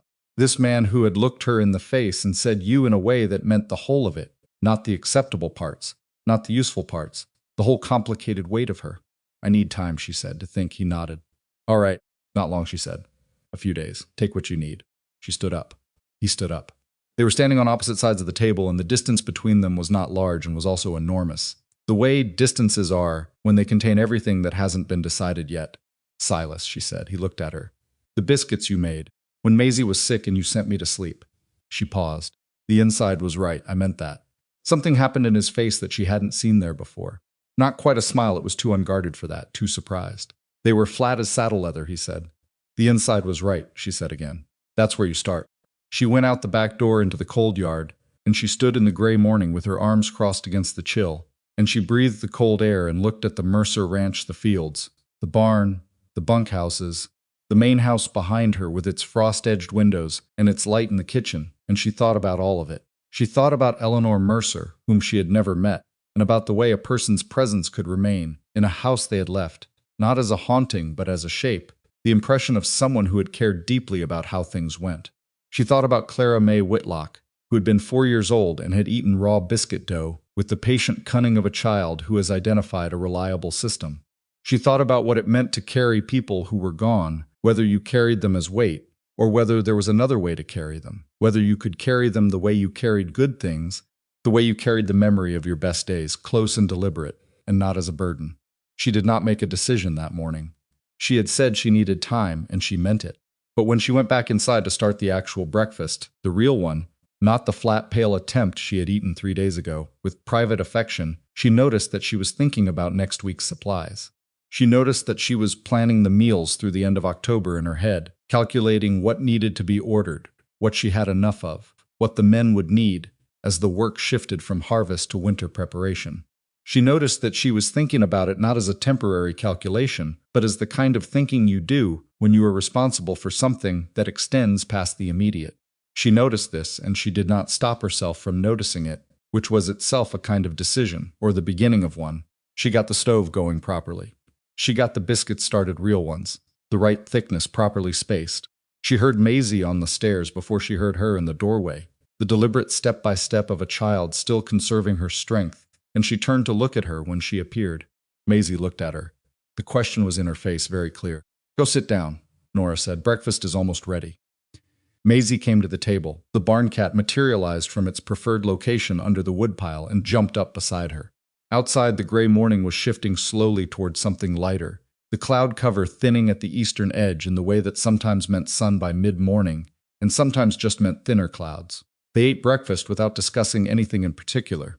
This was, Nora had come to understand, the things about this family, the real things, the things that lived underneath the difficulty. They could be in a room together without needing to fill it. Silas came through for coffee and stood at the counter and drank it, and left for the fields without ceremony. Maisie ate her food with the restored appetite of a body that had come through something and was making up for lost time.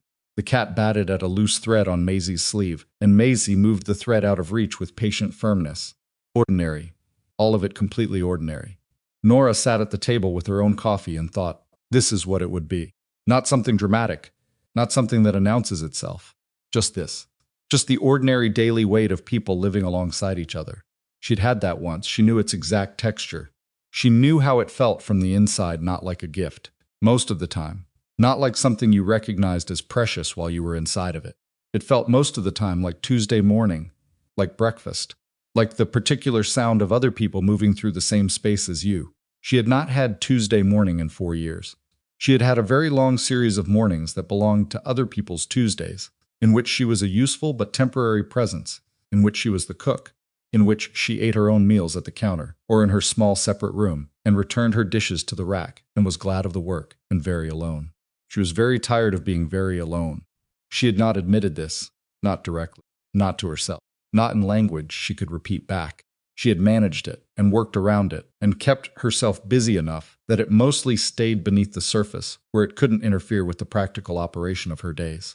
But sitting at this table with a 7-year-old girl and a barn cat and the sound of Silas's horse going out through the yard gate, she admitted it. She was tired of it. She had been tired of it for a long time. That did not mean the fear wasn't real. Both things were true simultaneously, which was the problem with most true things. They came in pairs or sets, and you couldn't accept one without accounting for the others. The days that followed Silas's question were not dramatic. He did not press her. He did not behave differently toward her in any way she could point to, except that the careful formality that had governed their kitchen conversations was largely gone now, not because he had decided it was, but because they had both said things in the past 2 weeks that made the formality impossible to maintain without it being a performance, and neither of them were people who had energy left for performances. He came to the kitchen in the evenings as he had been doing for weeks. He drank coffee and talked about the ranch and listened when she talked, which was sometimes about practical things and sometimes, increasingly, about things that had nothing to do with practical matters. She told him about Robert once, not the death, but the life, the specific texture of who Robert Whitlock had been, which was a quiet, methodical man who took excellent care of things and was funnier than he looked, and who had loved her with the simple, undemonstrative certainty of a man who had made up his mind and saw no reason to keep re-examining it. She told Silas this while she was cleaning the kitchen one evening, and he was at the table with the ranch accounts he sometimes brought to the kitchen because the light was better, and he listened without interrupting, and at the end he said, "He sounds like a man who knew what he had." "He did," Nora said. "I didn't always appreciate that as much as I should have." "None of us do," Silas said. "That's not a failing specific to you." She looked at him over the edge of the counter. "You're very reasonable about things sometimes," she said. "Considering." "Considering what?" "Considering that you spent 7 months being unreasonable about everything." He looked at her. Then he did the thing that was not quite a smile, the one she had seen for the first time when she had told him the biscuit insides were right. "Fair," he said. The letter from Calhoun arrived on a Wednesday. It came in the regular mail that Pete collected from the Ridgecrest post office on his weekly supply run, and Pete brought it to her without comment, just handed it over in the kitchen in the afternoon, with the same flat lack of ceremony he brought to most transactions. She recognized Calhoun's handwriting before she turned it over. She set it on the counter and went back to what she was doing. She finished what she was doing, and then she picked up the letter and opened it. Calhoun had a placement for her. A ranch family West Pueblo. Cook needed through the winter. Good situation. Would she be available? He needed to know by the end of the week. She read it twice. She put it back in the envelope. She set it on the counter. Maisie came to the kitchen doorway that afternoon and stopped when she saw the envelope. She could not have read the writing from where she stood, but she looked at the envelope and then at Nora with the particular focused attention she brought to the things she considered important. "What is that?" she said. "A letter," Nora said. Maisie waited. "From the man who arranged for me to come here." A pause. "Is he telling you to go somewhere?" Nora looked at her. "He has a position. Another family that needs a cook." Maisie's face did the thing it did when she was processing something she didn't want to process, the small tightening at the corners, the controlled, very deliberate nothing that was Maisie Mercer working very hard not to show what she felt. She had, Nora realized with something that went through her like an ache, learned this from her father. The same architecture, the same method of containment. "I see," Maisie said. She turned and went back through the door. Nora stood at the counter for a moment. Then she went after her. She found her in the sitting room, in the chair by the cold fireplace, with the barn cat on her lap, and her hands folded in her lap with a precision that was entirely at odds with being 7 years old. She was looking at the window. She looked up when Nora came in. Nora sat down across from her. "I haven't decided anything yet," she said. Maisie looked at her.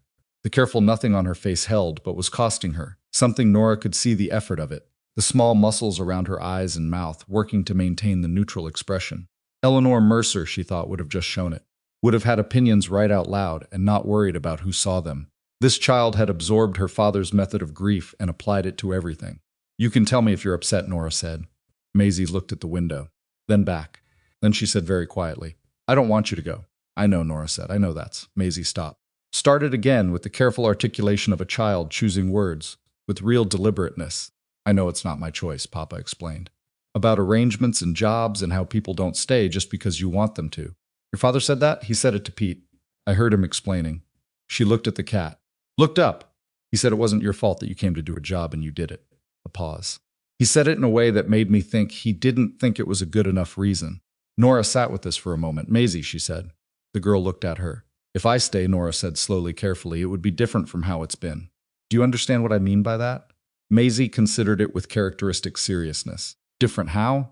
Different in the way that it wouldn't be just a job anymore. I would be, she stopped. It's complicated to explain. Would you be like a mother? Maisie said.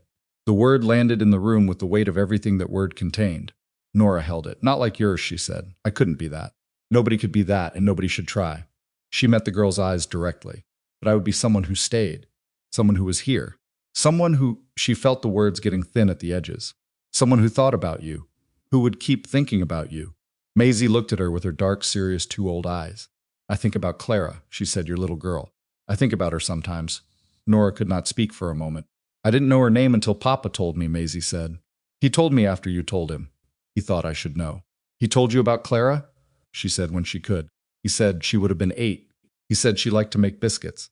A pause. I think she sounds nice. Nora pressed her hand flat against her own knee. She said, she was very nice. Her voice was entirely level, which cost her everything she had. She would have thought you were nice too. She liked cats. Maisie looked down at the barn cat on her lap. This one is Henry, she said. I named him while I was sick. I didn't tell anyone. Henry is a good name for him, Nora said. I think so. The sitting room held them, and the afternoon light came thin through the window. And Henry the barn cat submitted to being stroked with the condescending tolerance of an animal that has accepted that humans require this kind of thing and has made its peace with providing it. Nora made her decision that afternoon. She did not make it dramatically. She did not have a moment of clarity or a revelation. She made it the way she made most decisions practically, by looking at the actual facts in front of her and accounting for them honestly.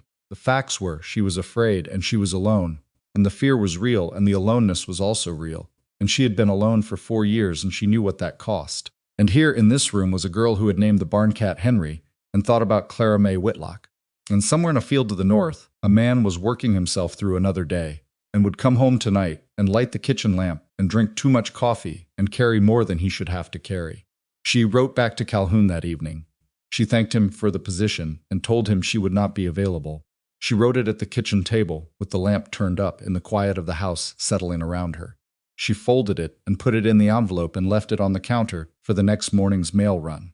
Then she got up and went to the stove and started on tomorrow's bread. She was working the dough when she heard his footsteps on the kitchen stairs, the now familiar sound, the pattern she had memorized without intending to.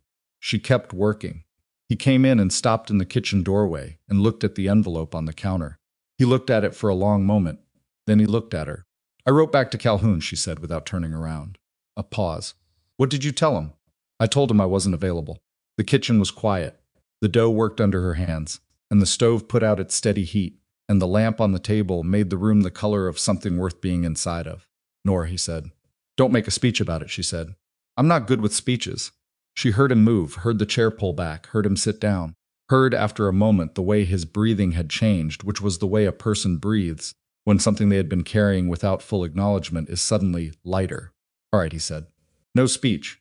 She kept working the dough. He sat at the table.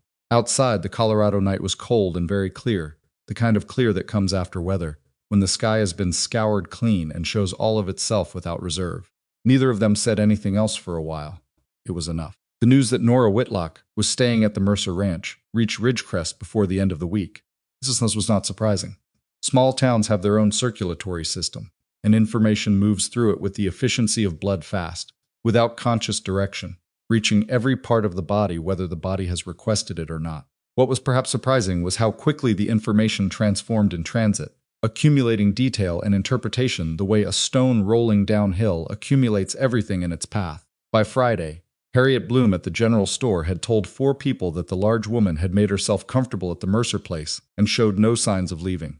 By Saturday, the schoolteacher had heard that Silas Mercer had asked her to stay on permanently. By Sunday, the version circulating through the after-service conversations on the steps of the church had acquired a quality of moral concern that had very little to do with facts and a great deal to do with the particular anxiety that small communities feel when something happens within their borders that they did not arrange and cannot fully explain. Nora heard about it the following Wednesday when she drove to town for supplies. The general store was not crowded a woman she didn't know by name near the fabric bolts, Harriet at the counter, a man buying tobacco by the door. Nothing unusual. But the quality of the room when she came in was different from the quality it had been in September, and she knew immediately what that meant, because she had been reading rooms her whole life the way other people read weather. She got her supplies, she gave Harriet her list. She waited. Harriet processed the list with the specific efficiency of a woman who is being professional out of principle rather than warmth. She did not say anything pointed. She did not have to. The silence between them had a shape, and the shape was the opinion that the town had formed, and both of them knew it. "How's the Mercer girl?" the woman by the fabric bolt said. Nora turned. The woman was looking at her with the careful expression of someone who wants information, but does not want to appear to want it too much. "She's well," Nora said. "Came through the fever without any lasting trouble." "Good to hear," the woman said. A pause waited. "She's a sweet child. Poor little thing. All she's been through." "She's more than that," Nora said pleasantly. "She's sharp as a tack and she has better organizational instincts than most grown men I've met. She'll be fine." The woman blinked. "Oh, yes, well, of course." Nora paid for her supplies and carried them to the wagon. She tied the crates in with the rope she kept in the back for that purpose, working methodically, and then she stood for a moment with her hands on the wagon board in the cold November air, and she let herself feel the full weight of what it meant to be a subject of this town's attention. It was not comfortable. It had never been comfortable. She had not expected to become more comfortable with it simply because she had made a decision. But she had made the decision understanding this was part of it. The town's opinion was not a surprise. It was simply weather the kind you dressed for and moved through and couldn't stop by wishing it was different. She drove back to the ranch. Silas had been aware of the talk before she was. He went to town less frequently than Nora, but he had more established relationships there, men he did business with. The feed merchant, who had sold Mercer family grain for 20 years, the lawyer who handled ranch documents, and through these relationships, the temperature of Ridgecrest's opinion reached him in the particular way it reached men of his position, through the quality of other men's silences, through what was not said in conversations that would once have been easier. He told her about it one evening at the kitchen table. He said it plainly. The feed merchant had been brief in a way he wasn't usually brief. There had been a quality to the lawyer's handshake at their last meeting that was professional without being warm. He said, "I want you to know what's out there. I'm not going to pretend it isn't." "I know what's out there," she said. "I went to town Wednesday. How was it? Manageable?" She looked at him. "Silas, I have been managing this my entire life. The town's opinion of me being in your house is not the most difficult thing I have been through in the past month alone." He was quiet for a moment. "It's still not right that you have to manage it." "No," she agreed, "it isn't. But right and real are different categories." He looked at her across the table, with the look he had been giving her more frequently since she had written back to Calhoun, a look that was steady and uncomplicated in a way that his looks had not been for the first months, like a man who has stopped trying to solve something and started just seeing it clearly. "I'm going to speak to some people," he said, "not to defend or explain, just to make clear, through the ordinary channels that these things move through, that you are part of this household, and that the household considers itself fortunate." She almost told him not to. The automatic reflex of someone who has spent years not expecting anyone to come to their defense was to say, "It's fine. Don't trouble yourself. It doesn't matter." She caught the reflex before it reached her mouth. "All right," she said. He nodded once. That was that. He was not a man who made grand gestures, and she did not want grand gestures. And what he actually did was modest and effective in the way he handled most things. He mentioned Nora in conversations the way he mentioned Pete or the ranch or the condition of the fields as a settled fact of his life that did not require qualification or defense. He told the feed merchant, when the merchant made an oblique comment about the ranch's staffing situation, that Nora Whitlock was the best thing that had happened to the Mercer operation in years, and he said it with the flat, businesslike certainty that men in his position used for facts they had no intention of debating. The merchant nodded and moved on to grain prices, which was the appropriate response. These were small corrections. They did not transform the town, but they changed the temperature of things, degree by degree, the way most real changes happen not through a single dramatic event, but through the steady accumulation of smaller ones. November moved through the ranch with the serious, unglamorous reality of a Colorado winter establishing itself. The work shifted from harvest to maintenance fences, structures, equipment, the winterizing of everything that needed to survive the cold to be useful again in spring.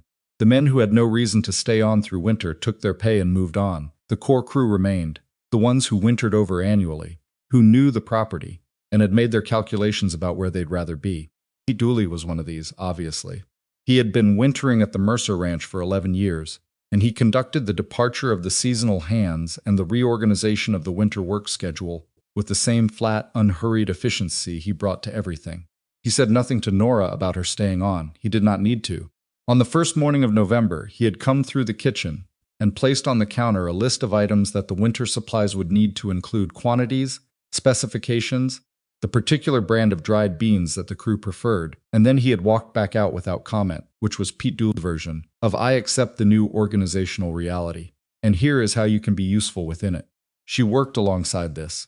She was good at working alongside things. Maisie's return to speech was not a straight line. There were good days when she talked almost constantly, when the 7 months of silence seemed to have stored up a pressure that was now finding release in the form of opinions about everything: the correct method for feeding Henry the barn cat, the deficiencies of the winter sky compared to the September sky, the particular injustice of having to wear wool stockings which itched.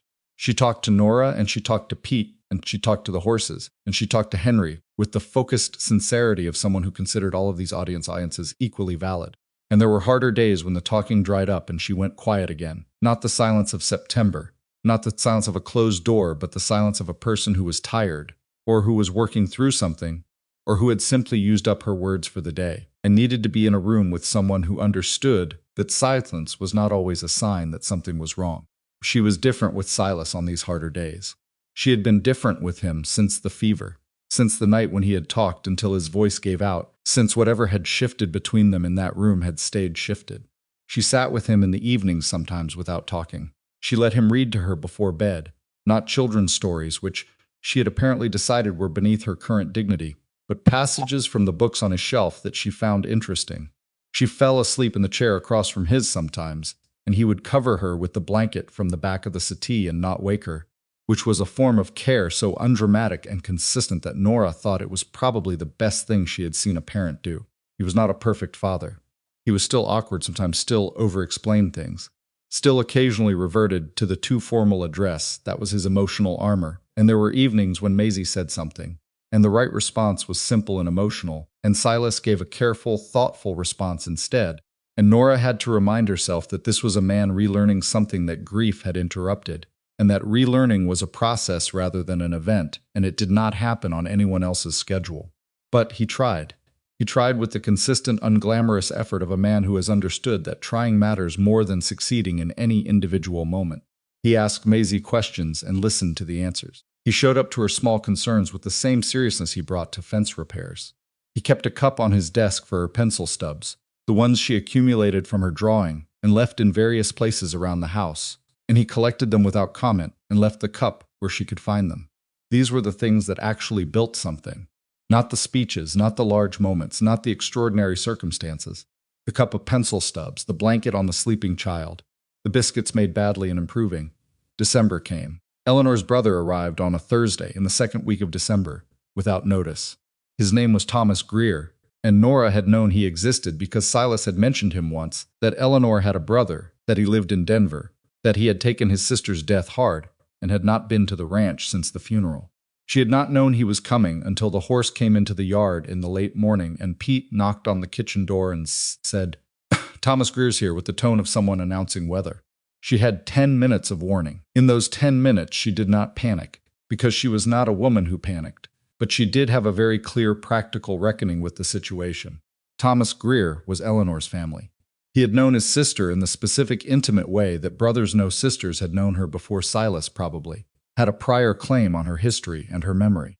He had come to this ranch with his own grief and his own set of feelings about who was in it, and those feelings were going to be complex and possibly hostile, and Nora understood all of this, and she understood also that she could not control any of it. What she could control was the lunch that needed to be on the table, which she put on the table. She heard them in the front room, heard Silas's voice lower than usual, and another man's voice, higher and somewhat clipped in the way of a person working to keep their emotions from the front of the room. She heard Maisie's voice briefly, heard it go quiet. She kept working. When Silas brought Thomas Greer through to the kitchen, she turned from the stove and looked at him. He was not what she had expected, though she couldn't have said precisely what she had expected. He was in his early 40s, lean with Eleanor's dark hair, and she suspected Eleanor's eyes, the shape of them was the same, though the expression in them was not Eleanor's expression. Eleanor's expression, from everything she had gathered, had been open and direct and slightly amused. Thomas Greer's expression was the expression of a man who has decided to form no opinions until he has more information, which she respected as a position even as she recognized it as being pointed at her. "Mr. Greer," she said. "Miss Whitlock," he said. Silas said, "Nora's been with us since September. She's been a significant part of keeping this place running." "I see," Thomas said. There was a silence that was not comfortable. Nora did not attempt to fill it. She had spent enough time in uncomfortable silences to know that filling them prematurely just gave everyone more material to be uncomfortable about. "Lunch is ready," she said instead. "Sit down," they sat.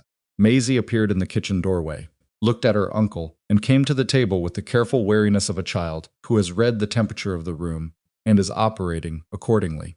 Thomas looked at his niece with something that was pure, unguarded pain, the specific pain of seeing a child you love and recognizing in their face the person you lost. He recovered quickly, but Nora saw it. "You're taller," he said to Maisie. Maisie considered this. "I was sick," she said. "Nora says sometimes you grow when you've been sick. The body catches up." Thomas looked at Nora briefly. "I didn't know she'd been ill." "Fever," Silas said. 3 weeks ago. It was serious for a day or two. Nora managed it." "I see," Thomas said again. Maisie said she stayed up all night." Both of them did. She said it with the matter-of-fact certainty of someone reporting a known fact. "I heard them talking when I was mostly asleep." Thomas looked at his plate. He looked at Nora. He had the look of a man whose prepared position is being complicated by incoming information. "The soup is very good," he said finally. He said it neutrally, as a statement of fact, but it was an opening, small and careful, but an opening. "Thank you," she said. They ate. Silas talked about the ranch, the winter preparations, the harvest yield, the plans for spring. Thomas listened and asked questions that showed he knew something about ranching, had absorbed it from years of knowing Eleanor's world. Maisie ate steadily and contributed observations when she felt they were warranted, which was occasionally and without apparent concern for whether the timing was appropriate, which was so purely Eleanor's quality as Silas had described it that it was visible in Thomas's face. Every time it happened, the small, pained recognition. After lunch, Silas took Thomas to see the property, and Nora cleaned the kitchen and thought about nothing she couldn't afford to think about.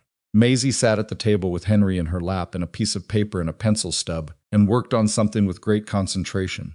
Thomas Greer stayed for 3 days. The first day was difficult.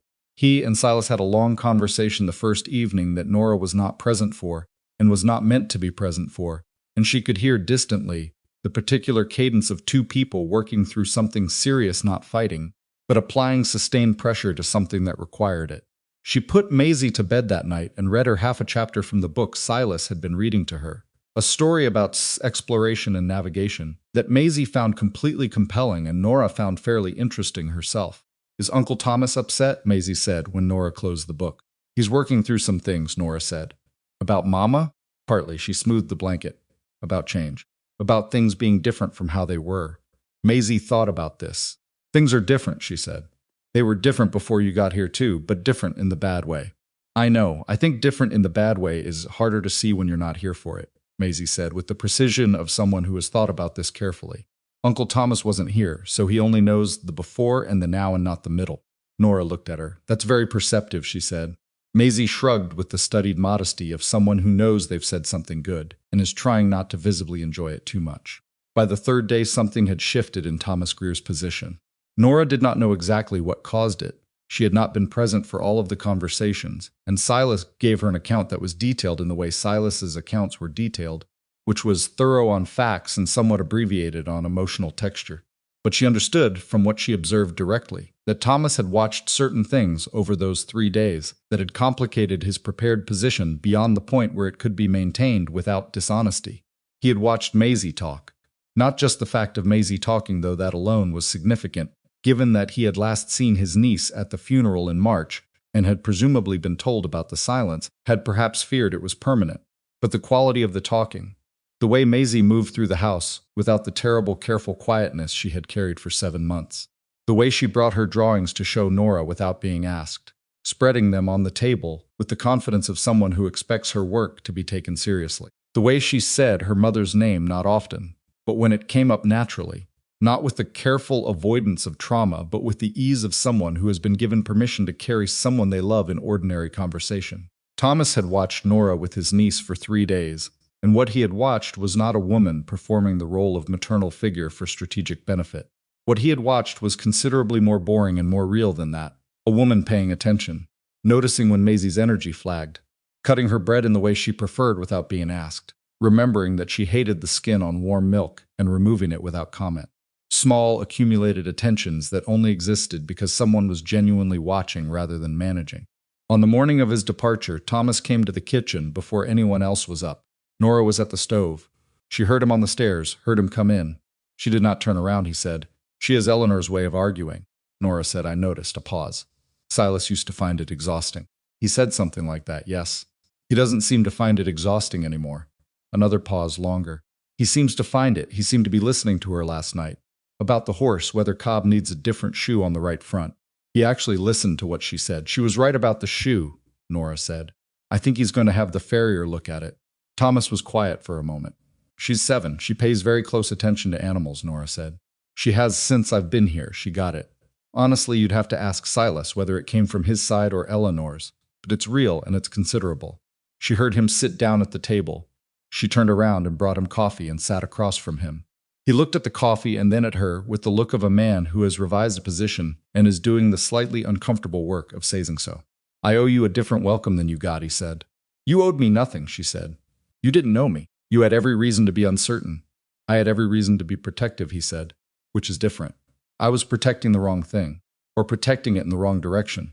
He turned the cup in his hands. Eleanor would have she wouldn't have needed 3 days, he said. She'd have figured you out inside of an hour, and that would have been that. She sounds like she was direct, Nora said. She had no patience for anything that wasn't direct, Thomas said. He said it with the rueful, fond exasperation of someone describing a quality they had found difficult and were now desperately grateful to have known. She would have appreciated that about you. That you don't dress things up. I've never found dressing things up to be worth the effort, Nora said. No, he said, I can see that. He looked at her for a moment. Maisie gave me a drawing last night before bed. Has 4 people in it. Nora was quiet. 4 people and a cat, he said. The cat has a name written under it. Henry. She named him Henry, Nora confirmed. The 4 people are Silas and Maisie, and he stopped. There are 2 women. One is larger, with wide shoulders, and one is smaller and darker. Maisie said the smaller one is her mama. His voice had roughened slightly. She said the larger one is Nora. And they're both in the picture. Nora put her hand flat on the table. She didn't give them separate sides of the picture, Thomas said.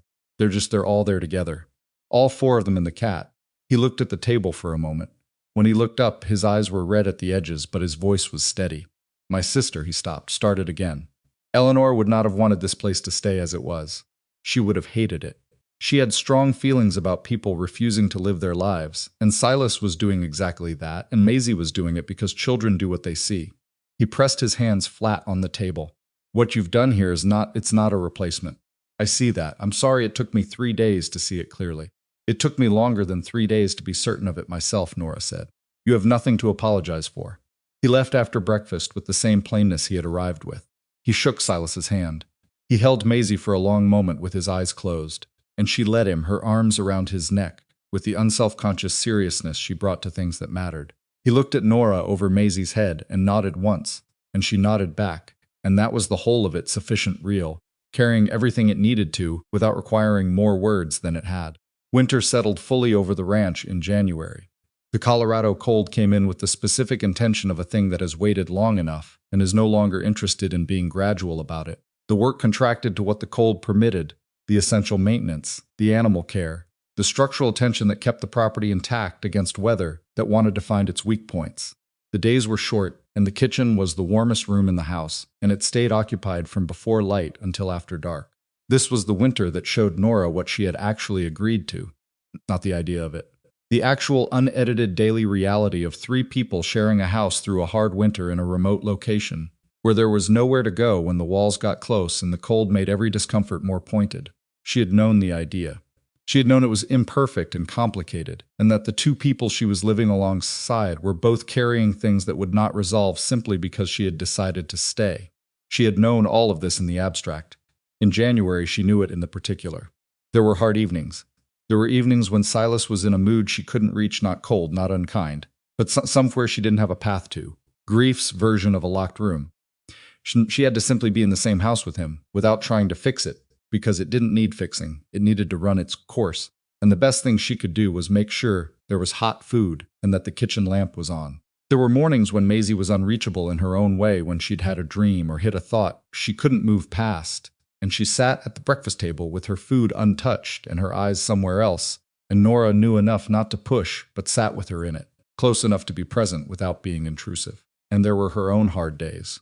Days when she woke before 4 and lay in the gray dark with Clara's weight in her arms like a memory her body refused to give up. And she pressed her face into the pillow and breathed through it, and then got up and lit the stove, because the stove needed lighting, and this was the morning, and the morning required her to be in it. These were not failures. She had needed some time to understand that. They were simply the actual substance of life lived closely with people who are also surviving things, and surviving things does not stop because circumstances improve. It continues at its own pace in its own time, and the best you can do is not do it alone. The doing it not alone was the thing she had forgotten the value of. Silas began courting her in February, which was not a romantic month on the Colorado frontier. But then Silas Mercer was not a romantic man in the conventional sense, and Nora Whitlock was not a woman who had ever particularly wanted conventional romance, so this was appropriate. He courted her with practicality, with a new pair of work gloves in the right size, which her current pair were not, left on the kitchen counter without comment, with a book he had ordered from the Denver bookseller, because she had mentioned the author once in passing, left on the kitchen table with a small paper, marking a chapter he thought she would find interesting. With the particular form of attention that she had come to understand was his natural language, not flowers or speeches, but presence, reliable and undramatic and entirely real. She received these things without performance and without deflection.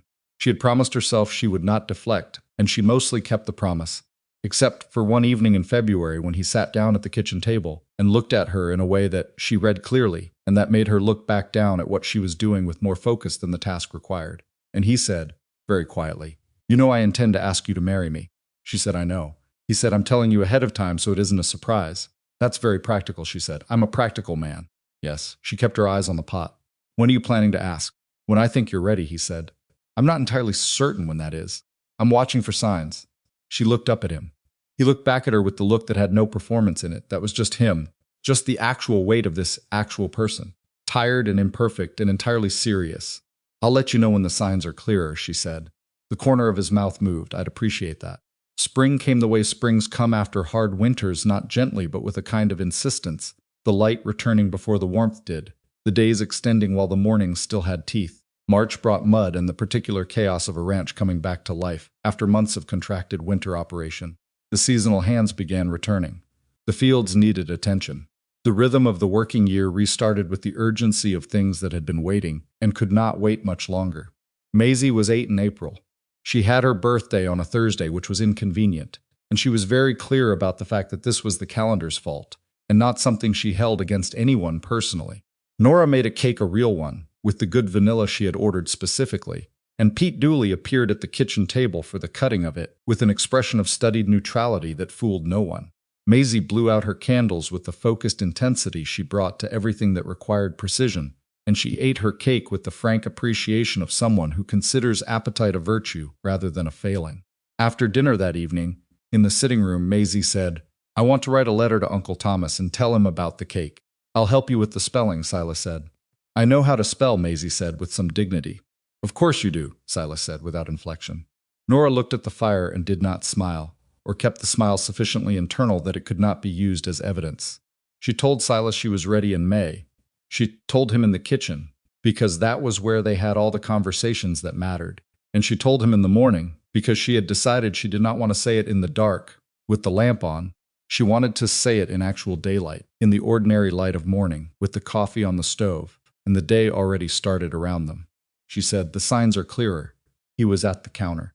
He turned around. "All right," he said. "Don't propose right now," she said. "I have bread in the oven." He looked at her. The not-quite smile had become, over months, something more committed to itself. It reached his eyes now in a way it hadn't used to. "When would you prefer I propose? After the bread is out," she said. He waited until after the bread was out. The answer was yes, which he had known with reasonable certainty, but which was still, she could tell, something he held in his hands for a moment, before setting down in the category of real things. She said yes plainly and without ceremony, and he said nothing for a moment and then said, "Good," which was so entirely ceaseless that she nearly laughed. And then she did laugh, quietly, at the counter, and he heard it, and the not-quite smile became the actual thing, unreserved, unfamiliar on his face, in the way of something that has been away for a long time, and is just relearning the geography. They told Maisie that afternoon. She listened to the information with characteristic seriousness. She looked at her father, and then at Nora, and then back at her father, Can Henry still sleep in the kitchen? She said. Yes, Nora said. Okay, Maisie said. She picked up her pencil. She went back to her drawing. This was, Nora would think later, the most honest response anyone gave them. Not the town's eventual, gradual, largely wordless adjustment to the new reality. Not Thomas Greer's letter of congratulations, which was warm and carefully written and showed the work he had done in his own understanding. Not Pete's response, which was a single nod and a return to his coffee, which was approximately what she had expected and exactly what she wanted. All of these mattered. All of them were real, and she received them as real. But Maisie's was the truest. The cat could still sleep in the kitchen.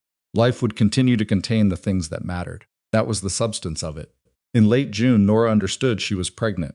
She did not tell Silas immediately.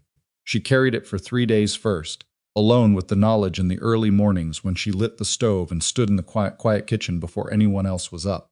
She thought about Clara. She thought about 4 years old and a step stool and raw biscuit dough and the specific, irreplaceable weight of a particular child. She thought about all the ways that loving again was the most frightening thing she had done since the worst year of her life. And she thought about how she had done it anyway, incrementally, one morning at a time, one plate at the end of the table at a time. She told Silas on the 4th day, in the kitchen, with the bread in the oven, because this was where they had all the conversations that were real. He was very still for a moment. Then he put down what was in his hands and looked at her. Nora, he said. I know, she said. Are you? Yes, she said. Both things. He crossed the kitchen and put his arms around her, which was not a thing they did with any regularity, because they were not people who did things that couldn't be sustained, who made gestures that were bigger than their actual habits. But he put his arms around her, and she let herself be held for a moment in the kitchen, in the ordinary morning, and she thought about Clara, and thought about Eleanor, and thought about how grief does not make room for new love by leaving it, makes room by expanding, by becoming large enough to hold both things without either of them diminishing the other. This is the thing she had not known before, or had known and forgotten, or had known and needed to learn again from the beginning, that the people you have lost do not require you to stay still in order to keep loving them. They do not require your paralysis as a form of loyalty. You can carry them forward into whatever comes next, carefully, deliberately, in the inside pocket of yourself, where you keep the things that actually count, and they will not be diminished by the carrying. They will simply travel with you. Maisie took the news with the same pragmatic seriousness she brought to everything. She was quiet for a moment, thinking. Then she said, "Will it be a girl or a boy?" "We don't know yet," Silas said. Maisie considered. "I think a girl would be good," she said. "But a boy would also be acceptable." She looked at Nora. Clara was a girl. "She was," Nora said. Maisie nodded with the deliberateness of someone closing a logical circuit. "Then either way is fine," she said. The Mercer Ranch that summer was not a perfect place. It was a working ranch in a difficult landscape with imperfect people running it, and there were days that were genuinely hard, and there were disagreements, and there was the ongoing, unglamorous work of people learning to live alongside each other with their whole complicated selves rather than only the presentable parts.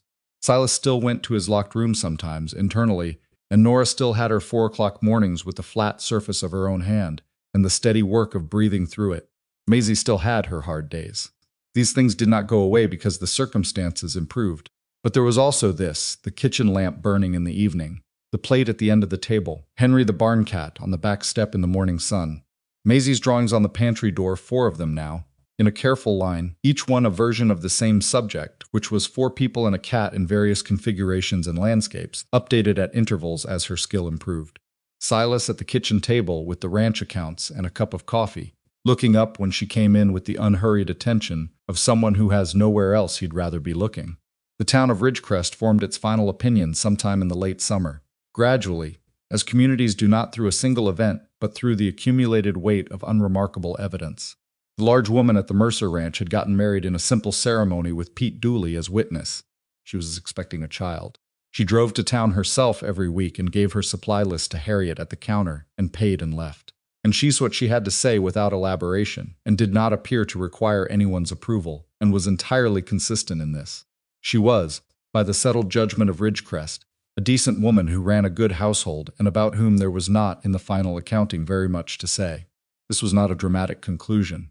Nora would not have wanted a dramatic one. She had not come to the Mercer Ranch for drama. She had come with a carpetbag and an unreliable clasp, and the accumulated practical knowledge of a woman who had survived the worst thing and kept going anyway, because the alternative was not surviving it, and she was too stubborn and too necessary for that. She had come to cook. She had stayed because some things cannot be planned and should not be managed too carefully from a distance. She had stayed because a 7-year-old girl had left a drawing on the kitchen table, and a tired man had sat in her kitchen in the middle of the night and talked about Eleanor's laugh.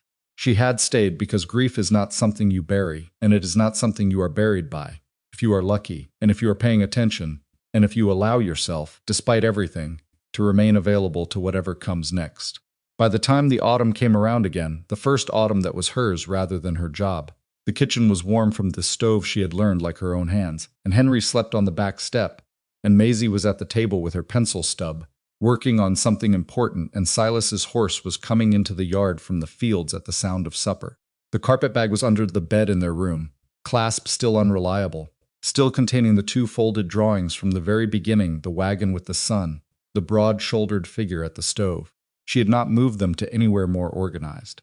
They were where she kept the things that mattered, and that was where they belonged. The stove put out its heat. The light held. 3 people who had lost everything they thought they could not live without had built, out of the unglamorous daily materials of showing up and staying and paying attention, a life that was not what any of them had planned, and was not without difficulty, and was in the only way that counts, entirely real. That is all love ever is. When it is actually love and not the performance of it, 2 people or 3 or 4 with a barn cat deciding to face the hard thing together rather than apart. Everything else, the rest of it, is just what grows from that.